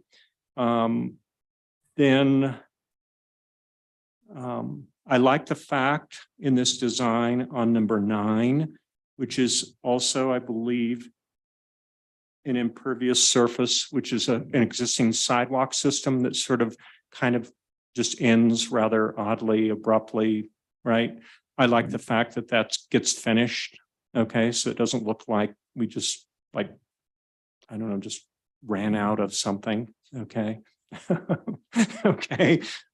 So is also the area that is east of the driveway.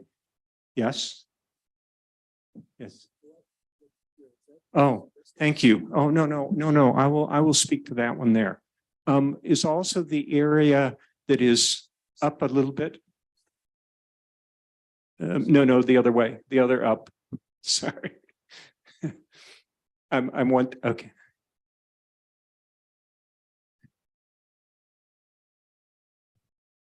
Is this area here also pressure fines? Yes, it is. Yeah, thank you. All right. I really like this crusher fine thing because to me, we have it throughout our community.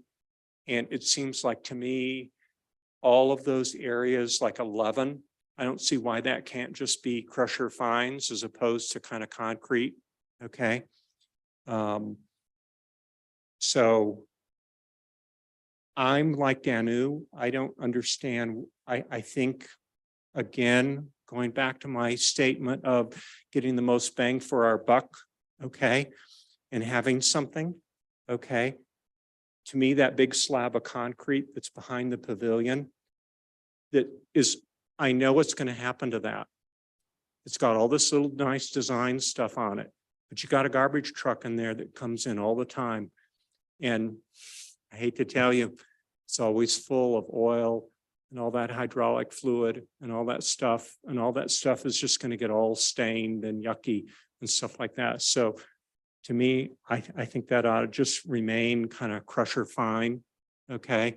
And I think all the pathways inside the park, including all those 11 areas, in my opinion, ought to be crusher fines as well. If we need to have some kind of definition for walk areas and high traffic areas, I think that crusher fine, it's a natural material in our community. We have good experience with it. I think our Parks Department knows how to maintain it and kind of keep it looking nice and not rutted. And, you know, I think snow removal is pretty easy on it as well. Okay. Those are my comments about all that concrete surface. I'm a little ambivalent about the area there, which is that outdoor concrete stage. Okay. It seems like to me, we already have a stage down there. I don't understand why we're just not using the stage that we already have in the park. But if that area has to be kind of a hard surface, I guess I can live with that. Thank you. And with regard to the parking. Okay. I also saw the Park and Rec Board down there and I saw all the cars and I was so glad you guys saw that day with all those cars parked all over those rocks, kids trying to play, not knowing who's moving cars, not know who's operating cars, not knowing what car doors are opening and closing. That was definitely a very unsafe environment. I was so glad that you guys were down there. I saw you guys down there with the consultant looking at all those cars. My other comment about this is there are 40 parking spaces. That pavilion is smack in the middle of the park. In my opinion, if we need to reserve 40 parking spaces for a big band, okay, this council needs to continue to commit to transportation in downtown so that guess what? We can host events on the street. And if people need to transit to that event, okay, we need to have trolleys and great little things to get people from all over town to the event. So I'm not game for parking in the park. Thank you. Okay, thank you. Nancy? Thanks.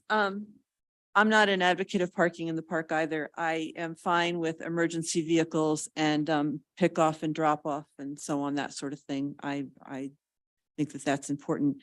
If Little London Winds doesn't want to play here anymore, I think that would be tragic. I love them. I love Swing Factory. But there are a multitude of other community bands out there that would probably pick up the slack. I've been in a couple of bands where we've had to walk much further. And I'm talking about a band where the average age is between 50 and probably 70. So I would hate to lose Little London Winds, but I don't think they would because I think there are other alternatives for parking or transportation as it might be. And I've also worked at Meadowgrass where people walk a lot further to bring all their equipment in. I also want to comment that the other thing that was one of the very highest in the community engagement was the entertainment that's in the pavilion.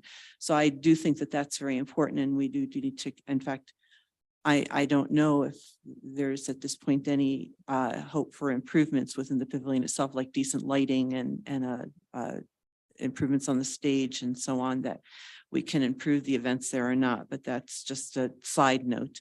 I thought we had talked before. I'm a fan of having more than just crusher fine in that area. But I thought we had talked about having a permeable pavers to have permeable surface, so it's just not all concrete.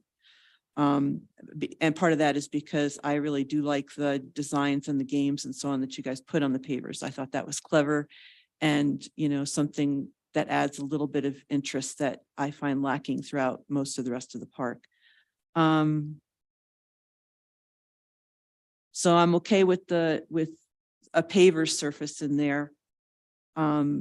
No parking except for drop off and pickup and emergency vehicles and so on. And that's it. Thank you. Okay, thank you, Nancy. Judith?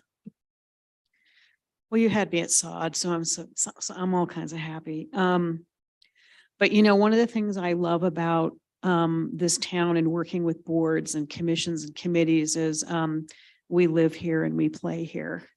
And I just have the highest amount of respect for Para because I'm in a park several days a week, usually with a little person, or a four-legged creature, and just done a phenomenal job. But I do understand the business side of it. I mean, I don't own a business anymore in Manitou, thanks to COVID, but in 2019, my husband and I decided it'd be a great idea to enter the gumbo cook-off contest. And I remember, bringing 50 gallons of gumbo and the table. And, and then last fall we had our 6-year-old granddaughter's first birthday party with friends from school. So 15 6-year-olds and their parents. So I do understand the logistics of trying to make that happen, but I'm also a big fan of not creating a problem when we've generally kind of sort of had a solution to it in the past. And if not, we can create a new one. So I'm okay with the, obviously emergency vehicles have to get in there, but with the, a drop-off system, I agree with Councillor Wolf. I think cars parking in there just really, it's really tacky. I think it's tacky. It's not safe. But if some kind of surface had to be there, if we decided that for some reason it just had to be there, I would go for either the crusher fines or some kind of permeable paver kind of surface. So that's my input. Thank you. Okay, thank you. Michelle? I'm in favor of the no parking. And I'm also in favor of the crusher fines. Thank you. Yeah, that was no parking and crusher fines. Okay. Well, I guess my thoughts are that section that we're talking about parking, I don't see the point of putting concrete in there. It's worked well for basically the life of the park, the gravel we have there. I mean, we want a surface that holds up garbage trucks and so forth. Yeah, the gravel works just fine. It's a lot cheaper than putting concrete in.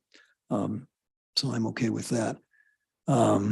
I would probably leave the area the way it is, essentially undeveloped. Maybe we do some boarding or something to make it aesthetically a little more pleasing, but I could see limited parking in there. I'm not a big fan of the parking. About the only parking that I've really thought was halfway appropriate in the past was when Little London was there, or there were a couple of events like during COVID when the marathon took over the whole park, they had to have some access there. But generally, I don't see the grass doesn't grow there. Obviously, we don't need concrete to keep the grass from growing because it's a non-question. I think it's a waste of money to have to put concrete in there. And there's some things can be made can be done to make that look more unified and clean and deliberate, but I don't think it has to cost a whole lot of money. So that said, I think we've discussed parking, concrete, turf, and water features, and I think we're in large part all over the board. I guess really, I think the weight of council's real sentiment relative to parking is we generally don't like parking. And I think there's opposition to concrete. Crusher fines seem to work. That's a quick summation. Mayor, we never really did a recap like how you usually do about the water feature. And so I think it might be worthwhile to do that. Certainly, we can just do to that because that was our clarify. first one. Yeah. So, okay. So let me do this first. If there's any other comments on concrete or parking from council, let's discuss that and then we'll go back and we'll talk about water features. So anybody have anything more they want to say on parking? Concrete. Okay. Okay, good. Okay, so let's go water features and Dinu? Yeah, I just had a quick question. You guys are talking about permeable pavers for the drive area. Are those strong enough to withstand the weight of trucks? I think they're talking about in the upper, kind of the western part in front of where that pack. No. Oh, you were in that. Nancy, what were you talking about? Be more I specific. was talking about the drop off where the parking was having permeable pavers there. I'm fine with the concrete in the other small places that were identified. I just didn't want a huge slab of concrete, but it sounds like Crusher Fine has won out over even the permeable pavers, so. Okay. All right, so I guess hearing. Oh, okay. Yeah, Robin? Yeah, I'll just answer that question, Danu. I don't know if you recall, we did look at permeable pavers for surfacing in the park, but it certainly can hold up to vehicular traffic. And and just for the benefit of council, other materials we did talk about are stabilized crusher fines, road base, the permeable pavers back in that on the back side of the pavilion. So we did talk about those. So definitely options and gravel. I think why we agreed not to go with the permeable pavers was because of cost. Okay, thank you. Okay, let's go ahead and do a recap on water features then. So let's start down here this time. Michelle? Where do you stand on Can I water just say, feature? I thought most people wanted a bit more information before we went forward Like- with that. That's what I I heard. guess that is true. Hang on a second here. John, could we just raise our hands as well, just because we can go faster? That'd be fine. Okay, yeah. So, okay, relative to water features, who wants more information? Okay, we'll get more information on water features. Okay. Let's do okay, so I think looks like the majority of council are in favor of turf, natural turf, that is grass, and I guess with that means irrigation. Okay, show of hands here, who's in favor of natural grass with irrigation? Okay, I'm the only dissident. Okay. Okay, so we did water features, turf. And we just talked about concrete and parking. Let's just do a show of hands again.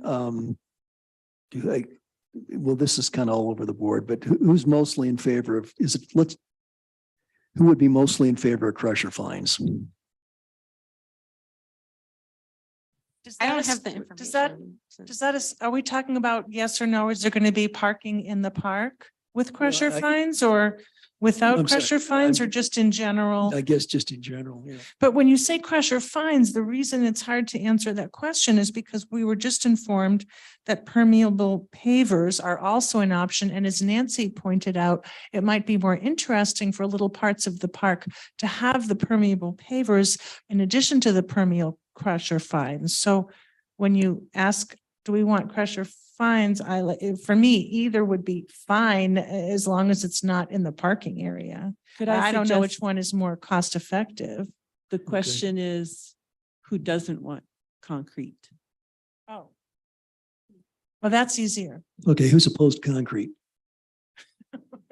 Okay. Clearer. A little unanimity here, okay. Well, that was refreshing. Okay, we made a decision tonight. That's great. Everybody gets a raise. Okay, so no concrete. Okay, parking. Who's dead set against parking? Can I ask a question about that too? I'm against parking, but I like the loading and unloading zone. Is that a separate option? So I can vote, so I'm going to vote against parking, but I still have an additional. Okay, yeah, so you get a lifeline. Okay, so we'll have the question, who's dead set against parking? And then the follow on will be who's okay with having a loading unloading zone. So who's dead set against parking? Okay, 6-1. Okay, so we're mostly dead set against parking. Okay, the question then, how do you feel about a loading unloading zone? Who's in favor of a loading unloading zone? Yeah, and under that certainly. Okay, so, all right, so we've got at least some general directions there. Yeah, go ahead, Nancy. I do have one more question, sorry, and it's not any of the things that you guys raised tonight, but the along the north side by the playground, is there I didn't see on the key if there was going to be a fence there, or if there's any discussion on that. Because when we talk about safety with the kids in the playground area, and it's hard to keep them from running into the sidewalk and the parking and the street. So I don't know if you guys have talked about that at all. You mean to replace the fence? No, Isn't to there- have some sort of a barrier between that playground and the street. On Manitou Ave or on Park Ave. And I'm not looking for an answer. Or that we have to answer it tonight. I just wanted to throw that out. I didn't know if that had been discussed at all. It just seemed like a safety issue. Sorry, Judith. I also have a question on the phase 2 playground area project, and Danu and I discussed it briefly at the break. The $680,491.49 part of the plan. So the contract is in the packet. So I did want to, there are 5 notes. And my only question, because this just sounded potentially expensive, and maybe the city already knows the answer to this, is that this contract or this spreadsheet assumes the existing playground has an under drain system and a new under drain system will not be required. Do we know anything about that? And because I understand we're awaiting grant, to see if we got the grant, but I'm just wondering, I'm not a big fan of big surprises. If we were to say, let's go ahead with this, and then we find out, oops, we need to, it's going to cost $100,000 more. Do we know if there's an underground, an under drain system underneath the playground? Okay, that would be great. I just would want to know. And if there isn't, what the potential ballpark cost of that would be.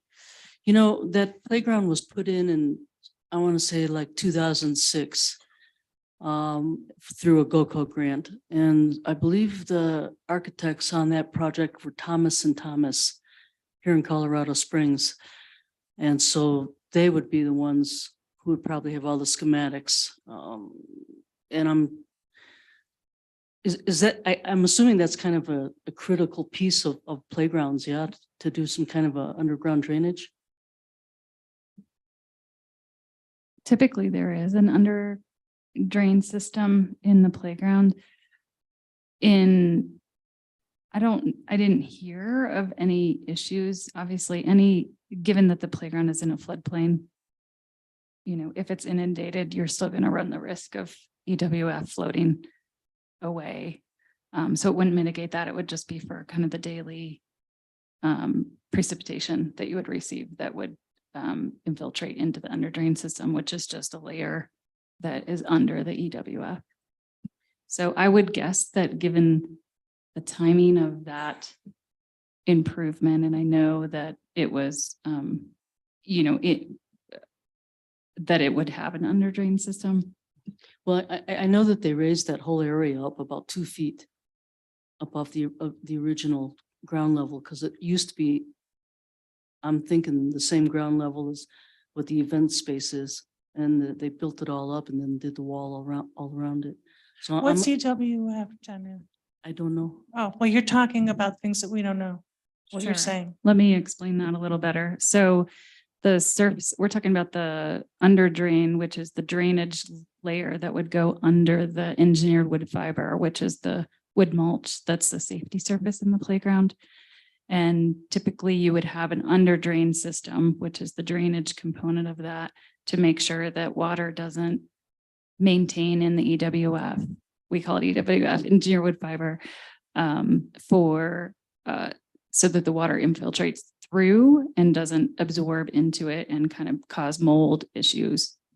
So do you know, was it pretty much standard operating procedure back in 2006 when when the playground was done for them to go ahead and insert such a thing? It would have been, So yeah, from it'd our be experience. Pretty surprising if it's not there. Yeah, I would Okay. think so. Thank you so much. Especially as Danu said, it was built up. So there were obviously pretty considerable changes that were made at that time.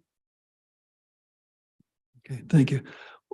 Chris, Thank you, Mayor Graham. To go back to the parking issue one more time, if I may. I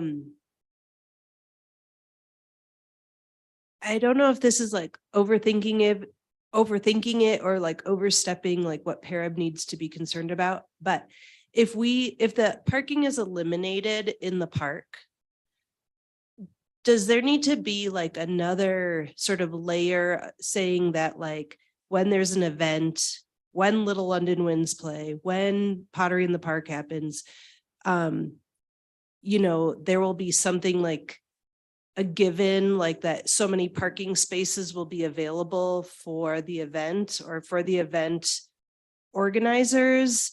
And because I do know that a representative from the chamber brought that up and that it was like cost prohibitive to have to reserve those spaces and pay for them for each event.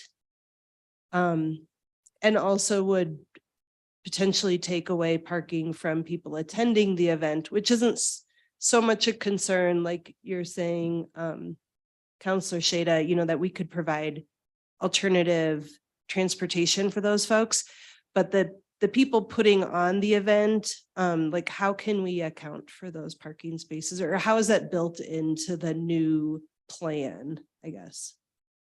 Didn't we just pass a fee schedule, Mayor? well, we did. I mean, this is, I don't think the fee schedule really, it doesn't address this specifically. This is kind of a policy question that I think is tangential to what we're talking about tonight. But yeah, I see your point. It's a problem we'd have to solve, but I don't think it's part of tonight's solution. So if you can bear with us, I think we've got enough problems still to solve. I guess, I guess to summarize, I think what council's sentiment is that with regards to water features, we want more information. With regard to the turf, we're gravitating towards natural grass with irrigation. We don't want concrete. And that we don't want parking, but we would be okay with, we want a loading and unloading zone. So I guess that council, is that a reasonable summary?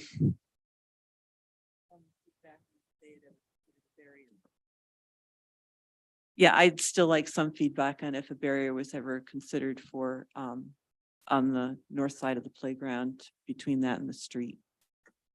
I don't need that tonight. I'm just curious about that. Okay. So I guess in a sense that kind of sends you back to the drawing board. So we appreciate your time, the dialogue. I think in some ways it's been reasonably helpful. I guess, earlier this evening, Danu, you had mentioned the idea of using a phased approach. So maybe we can still do this without losing momentum for things like the kids' playground, which we talked about, when Skylar was here, we got that kind of going. You think you can go ahead and continue to pursue that so we make some degree of progress on this? Sure, yeah. We'll have to find out when we find out about that OREC grant. And then when you have your budget meeting, perhaps maybe you could put in a contingency fee, $450 in case we don't get the grant.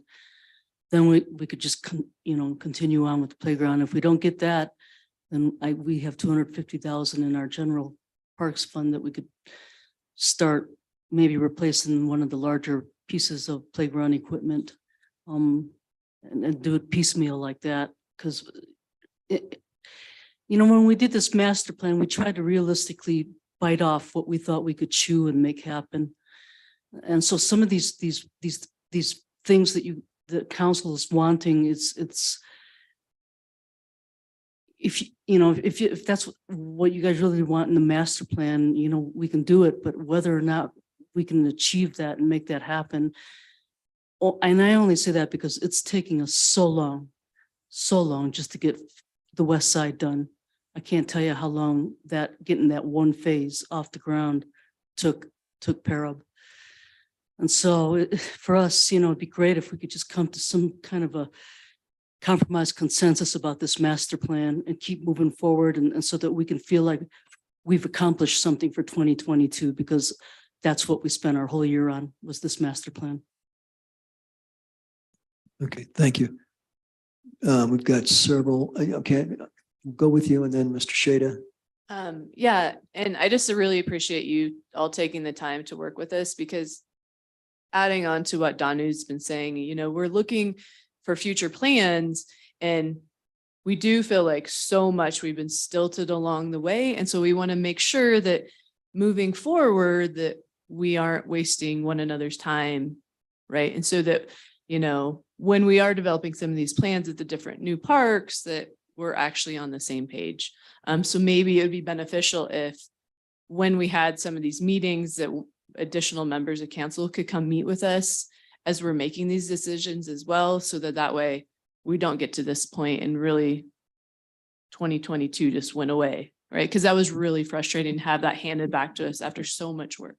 So that would be really helpful. So But thank do you feel you have enough guidance now based on what the mayor just summarized as to where we stand? I understand the water feature is going to be on hold until we get some cost info, but everything else, was that sufficient so that you can feel like, oh, good, we accomplished something in 2022, even if it's not getting wrapped up until 2022? I feel personally that we had some answers drawn. I still have some questions about some of the decisions, but I think that that's part of the process.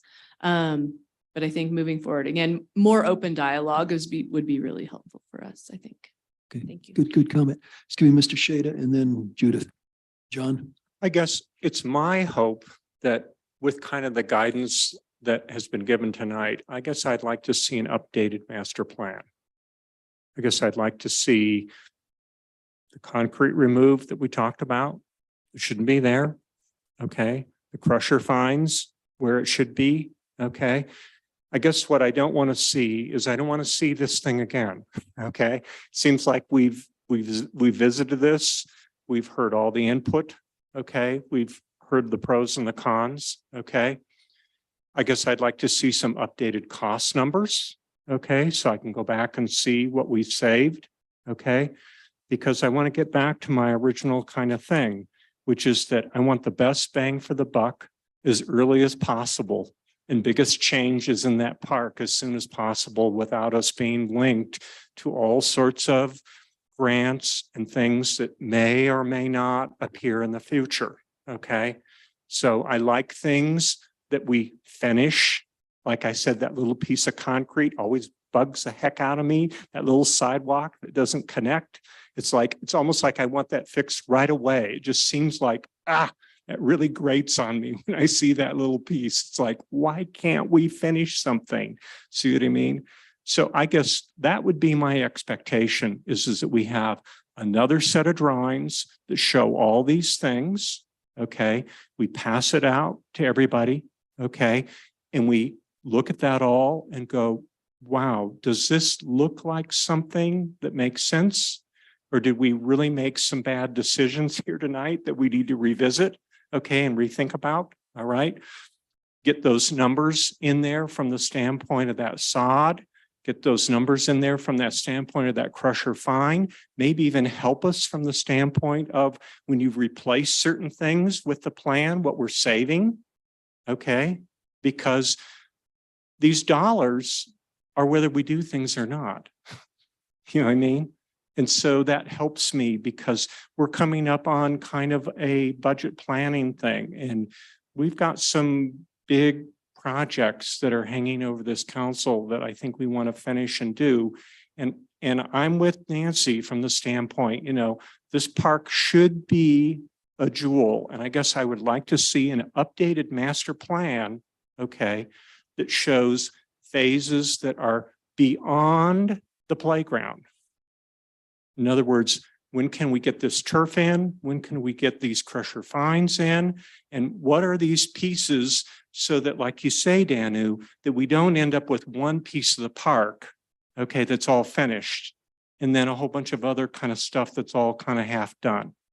I mean, what's some stuff we can do that really provides some unity and stuff like that? And it seems like to me, my gut level feel is this crusher fine thing seems like it's something that would start unifying with paths and stuff like that and providing some future and some hope. I don't know. I'm going to leave it up to you guys to kind of come back to us with maybe some phases, but that's just my suggestion. Thank you. Okay, great. Thank you, John. And Judith, and then I think we're done. Yeah, I'll keep this brief because the Counselor Shada asked for the two things that I was going to ask for: an updated plan, which I don't think should be too rigorous, and also an updated spreadsheet, because it's difficult. For example, like the concrete estimates are in several different places, so it's hard for me to wrap my head around, now what that would look like. But I also want to finish this on a really positive note. First of all, this is a phenomenal plan. And what has already been accomplished, I try to spend so much time down on those stones by the creek. That's my dog's favorite place to go. And you've done a phenomenal job. And as I was saying to you at the break, with a project of this scope, when we're talking about this amount of money, I thought it was really wonderful that we really only had a few things that we were questioning. The concrete, the sod versus the artificial turf, the parking. And it sounds like those are some of the same exact issues that you as a board were grappling with. So I think, we kind of had more in common than we had, differences around these things. And I feel we're at a really great place, and that with the phased approach, we've already approved the phase 2 with the playground. And I know that the playground equipment is phenomenally expensive. It's a big chunk of the project. And if we can move that forward in 2023, I'm thrilled, but also just kudos to Parab. I've done a phenomenal job. Thank you. Great. Thank you. Can we all say we agree? Because thank you guys. We Yeah, I don't appreciate want you guys to all. feel like we're picking on you. We're changing about maybe 5% of your entire work. So don't be too disheartened. That's relatively minor. And we really respect the work you've done and the fact that we want to tweak it, because we're in a different position from you. We have to make a decision that we think is in the best interest of the residents and the community and the businesses, and we have to balance it all and figure out what we think is best. And you all, probably get pressure from individual friends or businesses that you're attached to and whatever. We have to separate our personal relationships from this and figure out really what we think is best. But I so appreciate the work you did so far, and I hope you don't feel terrible that we're asking you to tweak what I think is maybe 5% of what you've done. So I appreciate your work. Sorry, Michelle, did you have a comment? Okay. All right. Very good. Okay. Thank you very much. Okay. Great.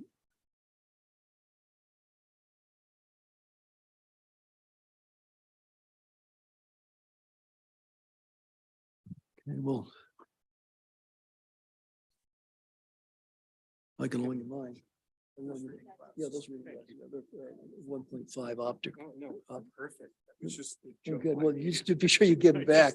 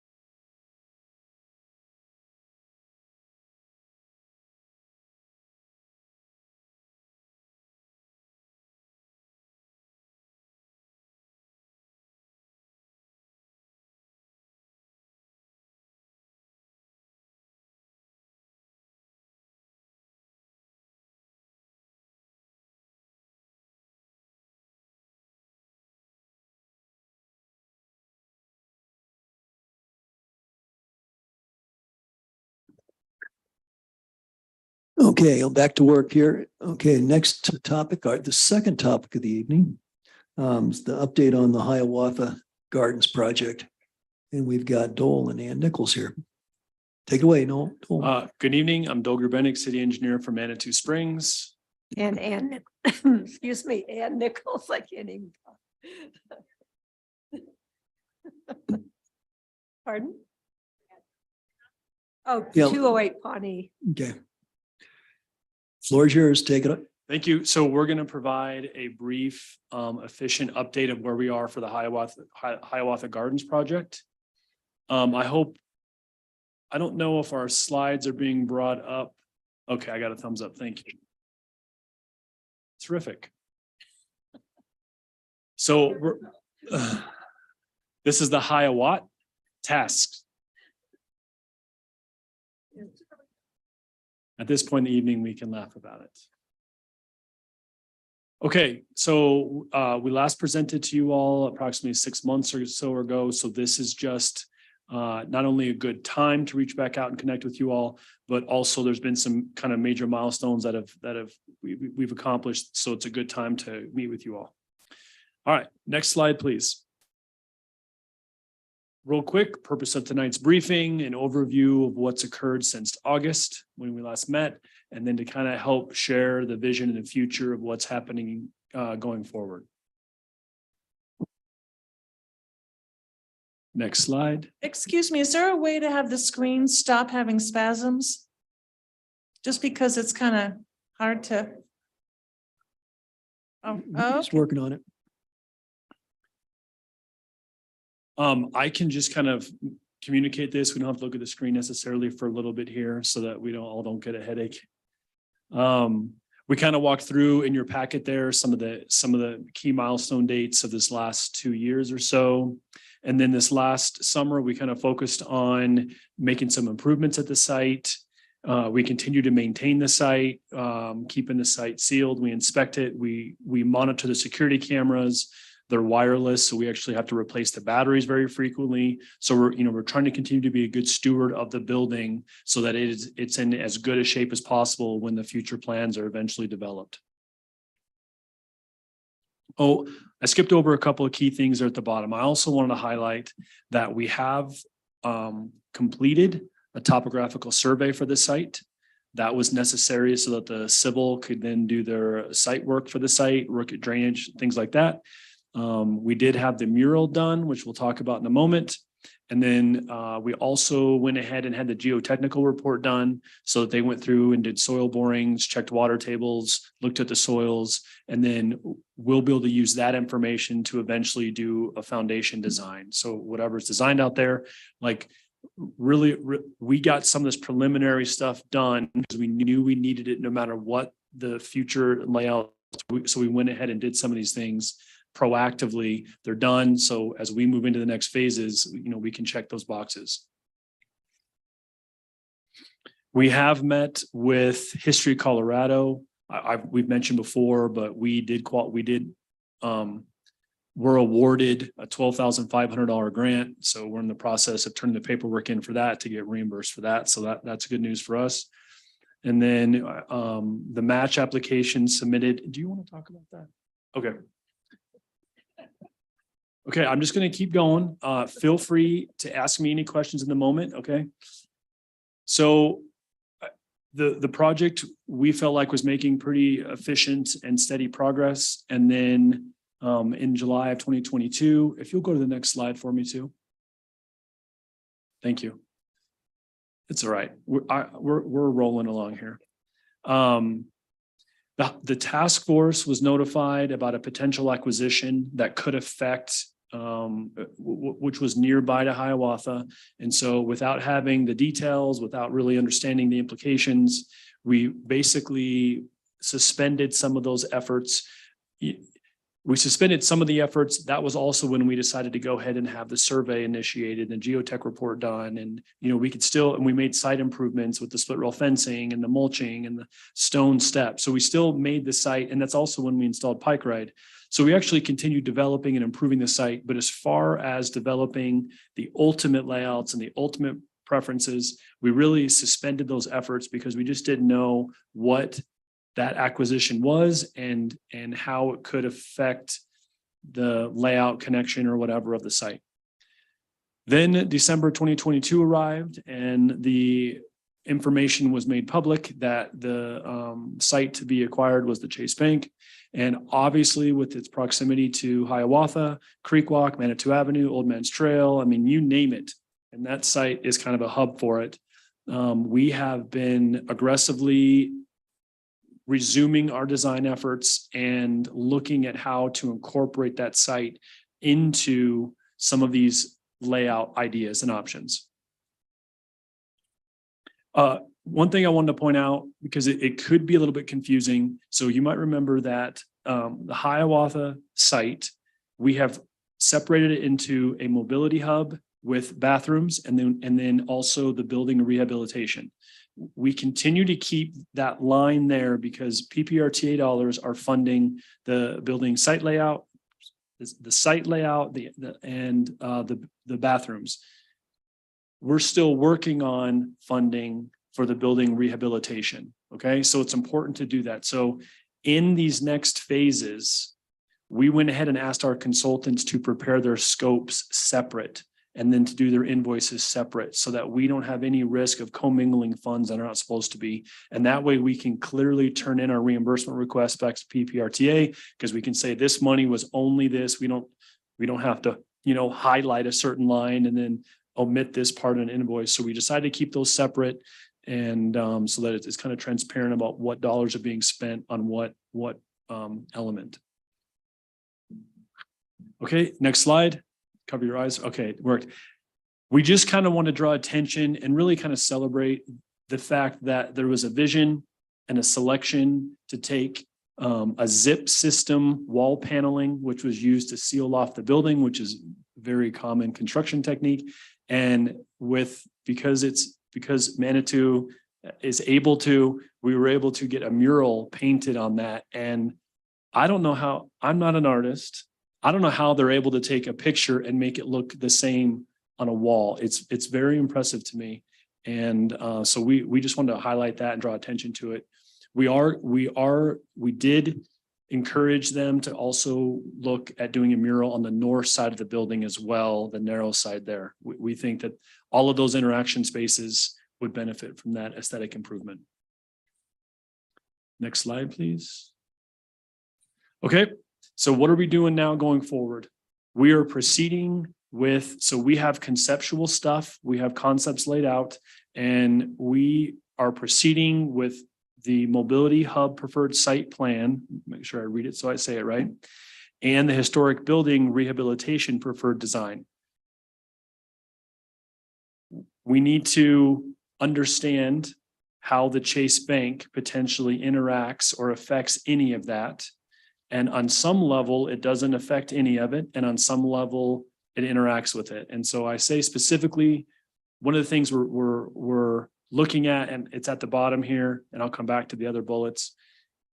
The Creek Walk Trail is scheduled to come through adjacent to Manitou Avenue through there because it, obviously had to go around the private property.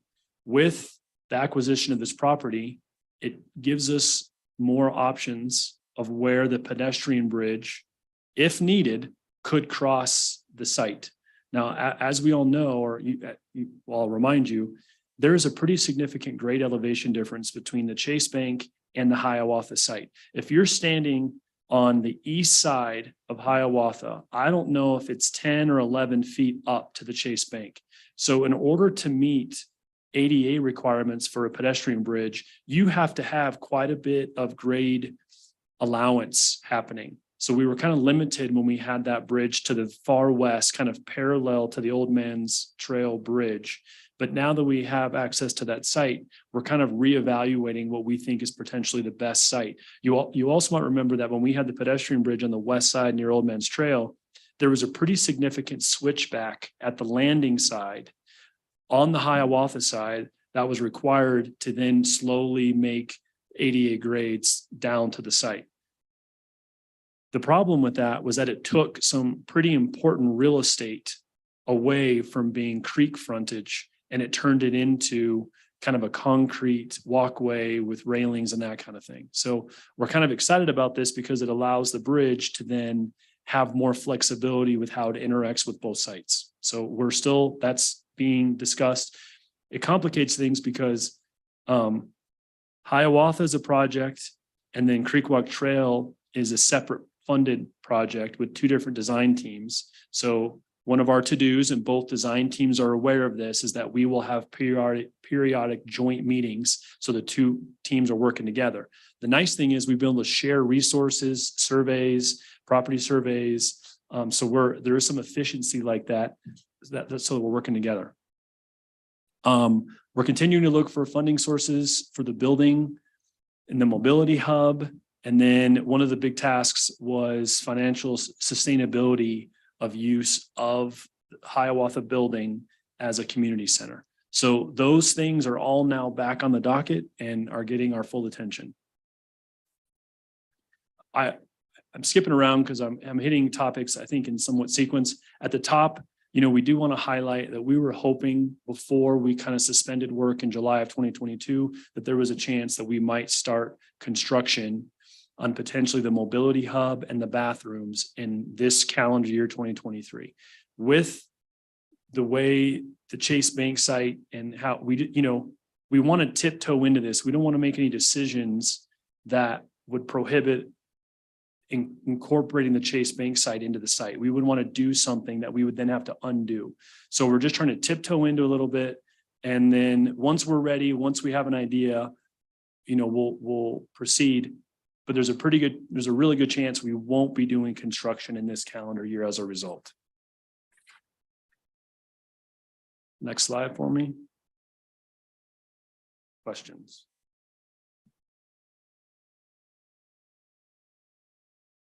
Natalie, please. I'm wondering if you're discussing too, opening it up again and giving tours and maybe even with the Chase Bank, because I know that was really impactful for me. When did we do that? Was it 3 years ago?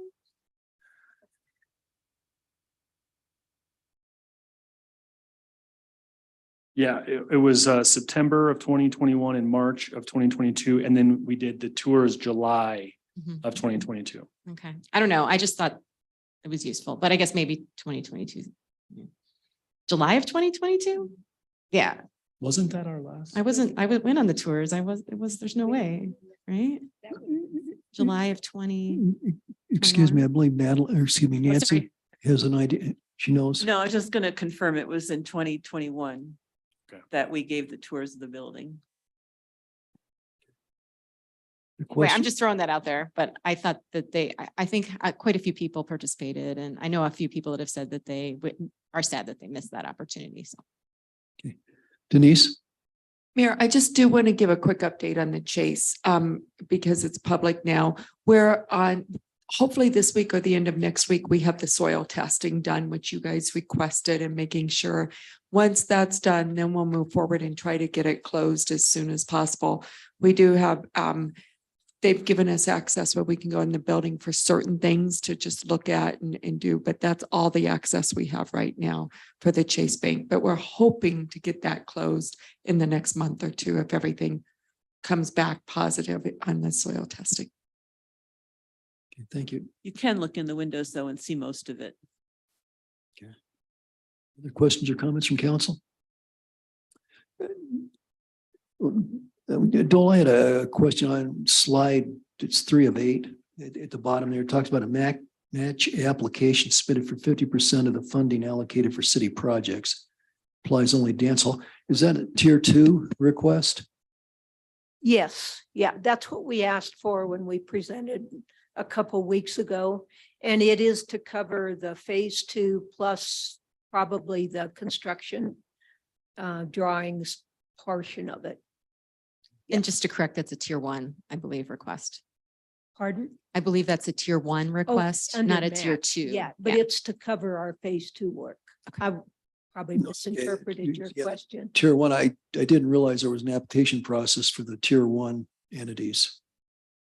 There is, yeah. Well, there's a presentation. We make a presentation, each one of us. Yes. Was unaware of that. Okay. Mayor? Julie? Yeah.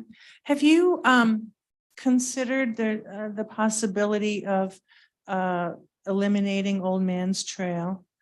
And why are you smiling? Yes, you have. Why are you smiling, Joel?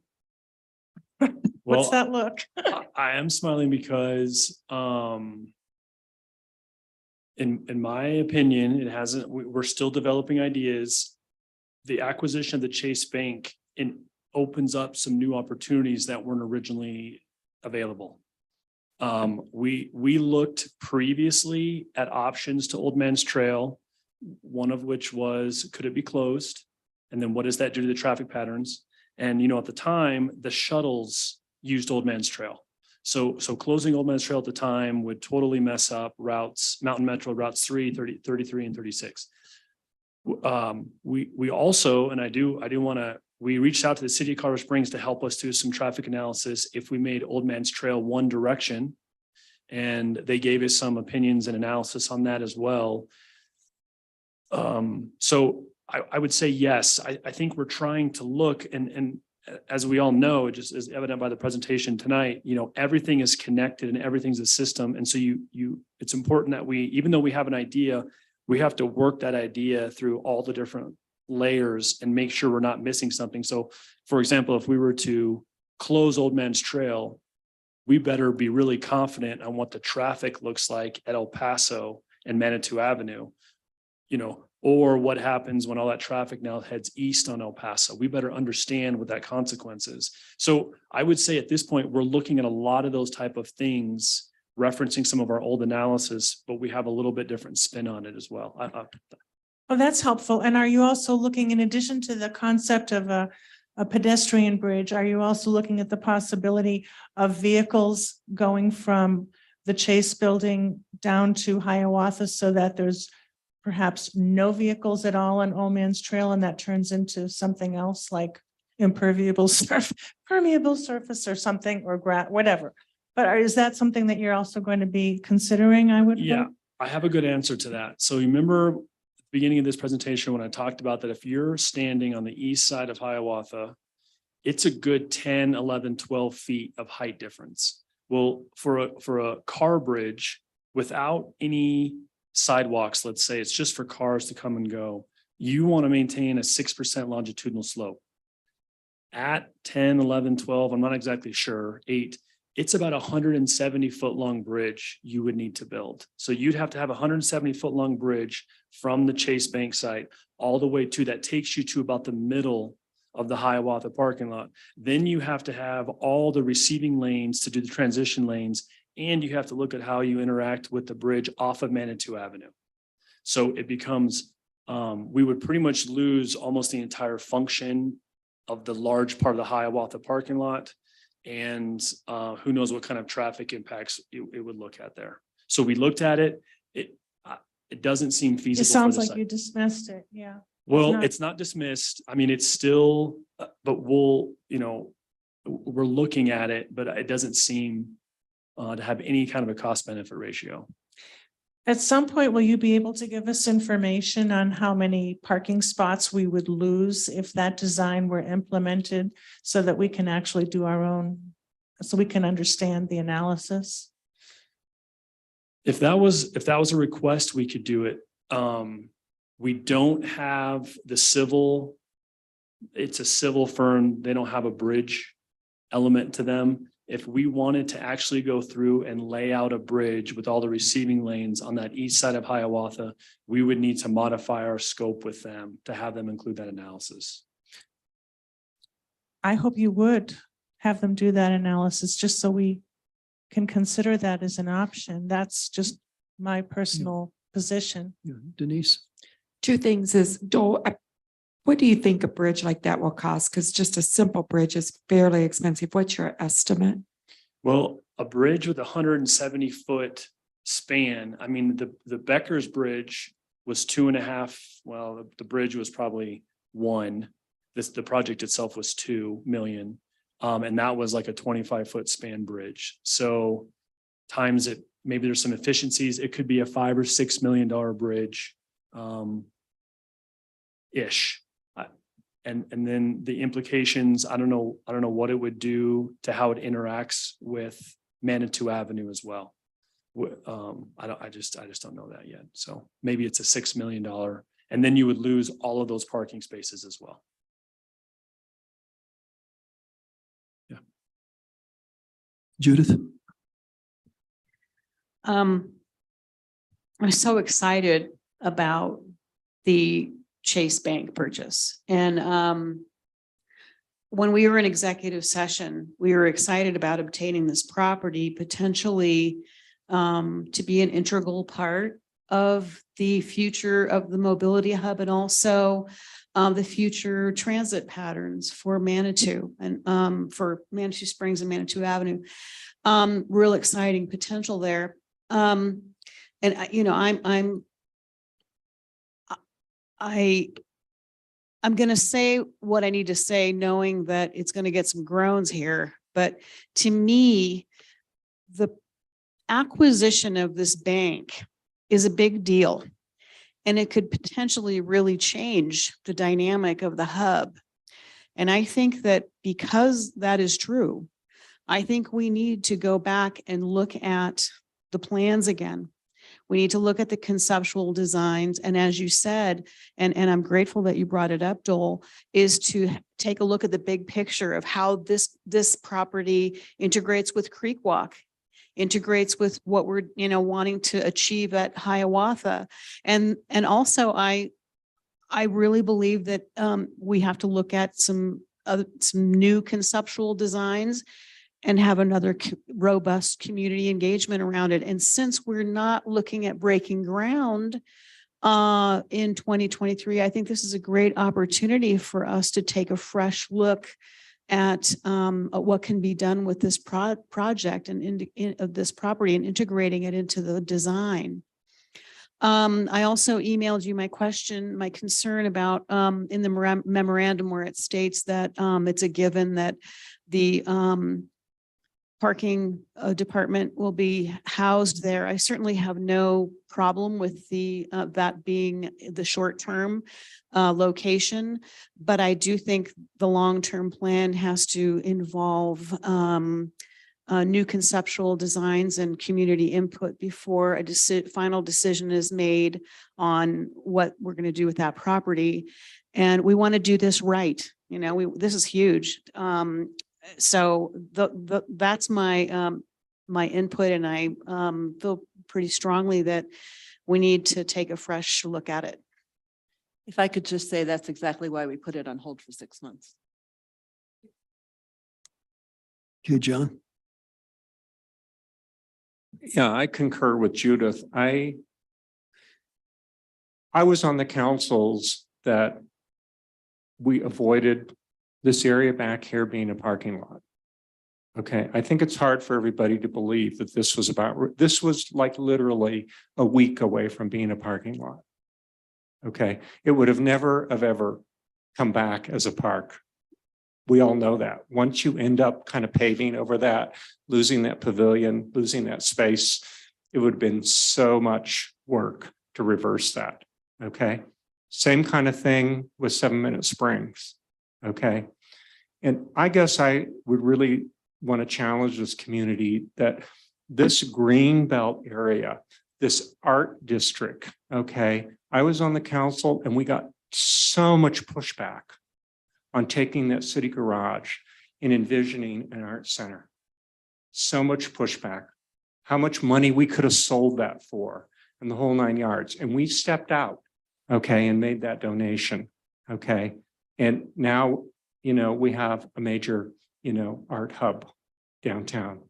And I just really believe that Manitou Avenue, that's in front of the Art Center, okay, we need to, I really challenge this Hiawatha Task Force to just think much bigger in terms of the avenue, in my opinion, down here is about as unpedestrian friendly as you could possibly get with all this rear end parking.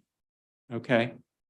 It's a tremendously ugly statement to our downtown area to arrive with essentially our major art, okay, and our history commitment, okay, with this big, huge parking lot in the middle of the street.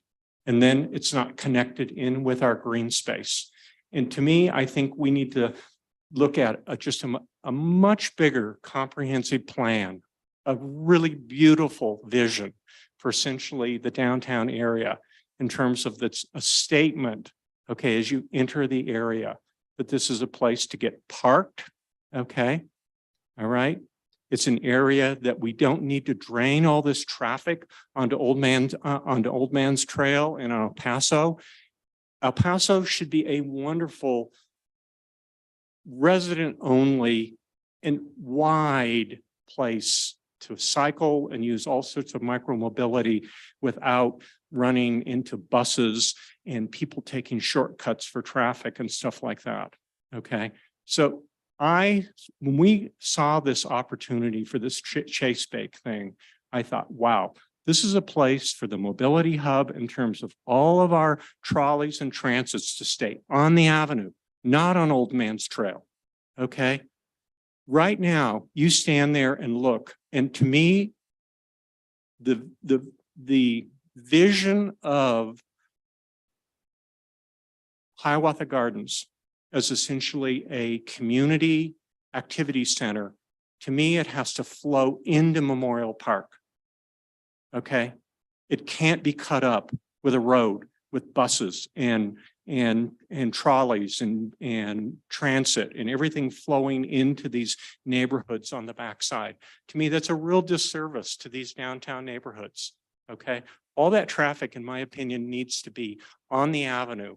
And so I'm with Julie. It's sort of like, I want to look at, what are the ramifications of getting that traffic, okay, into that parking lot, okay, without using Old Man's Trail, merging essentially Memorial Park all the way over to Hiawatha.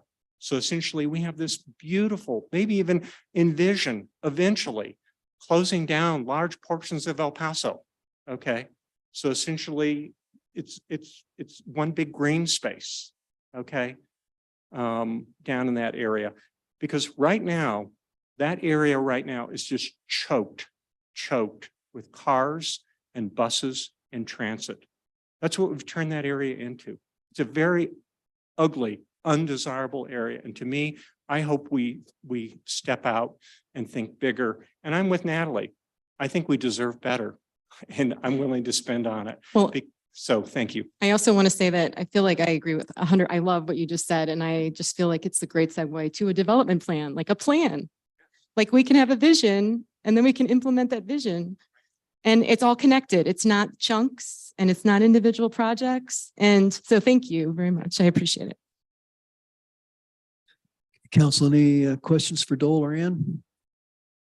Okay, hearing none. Thank you very much. Okay, so council, we have one remaining agenda item tonight.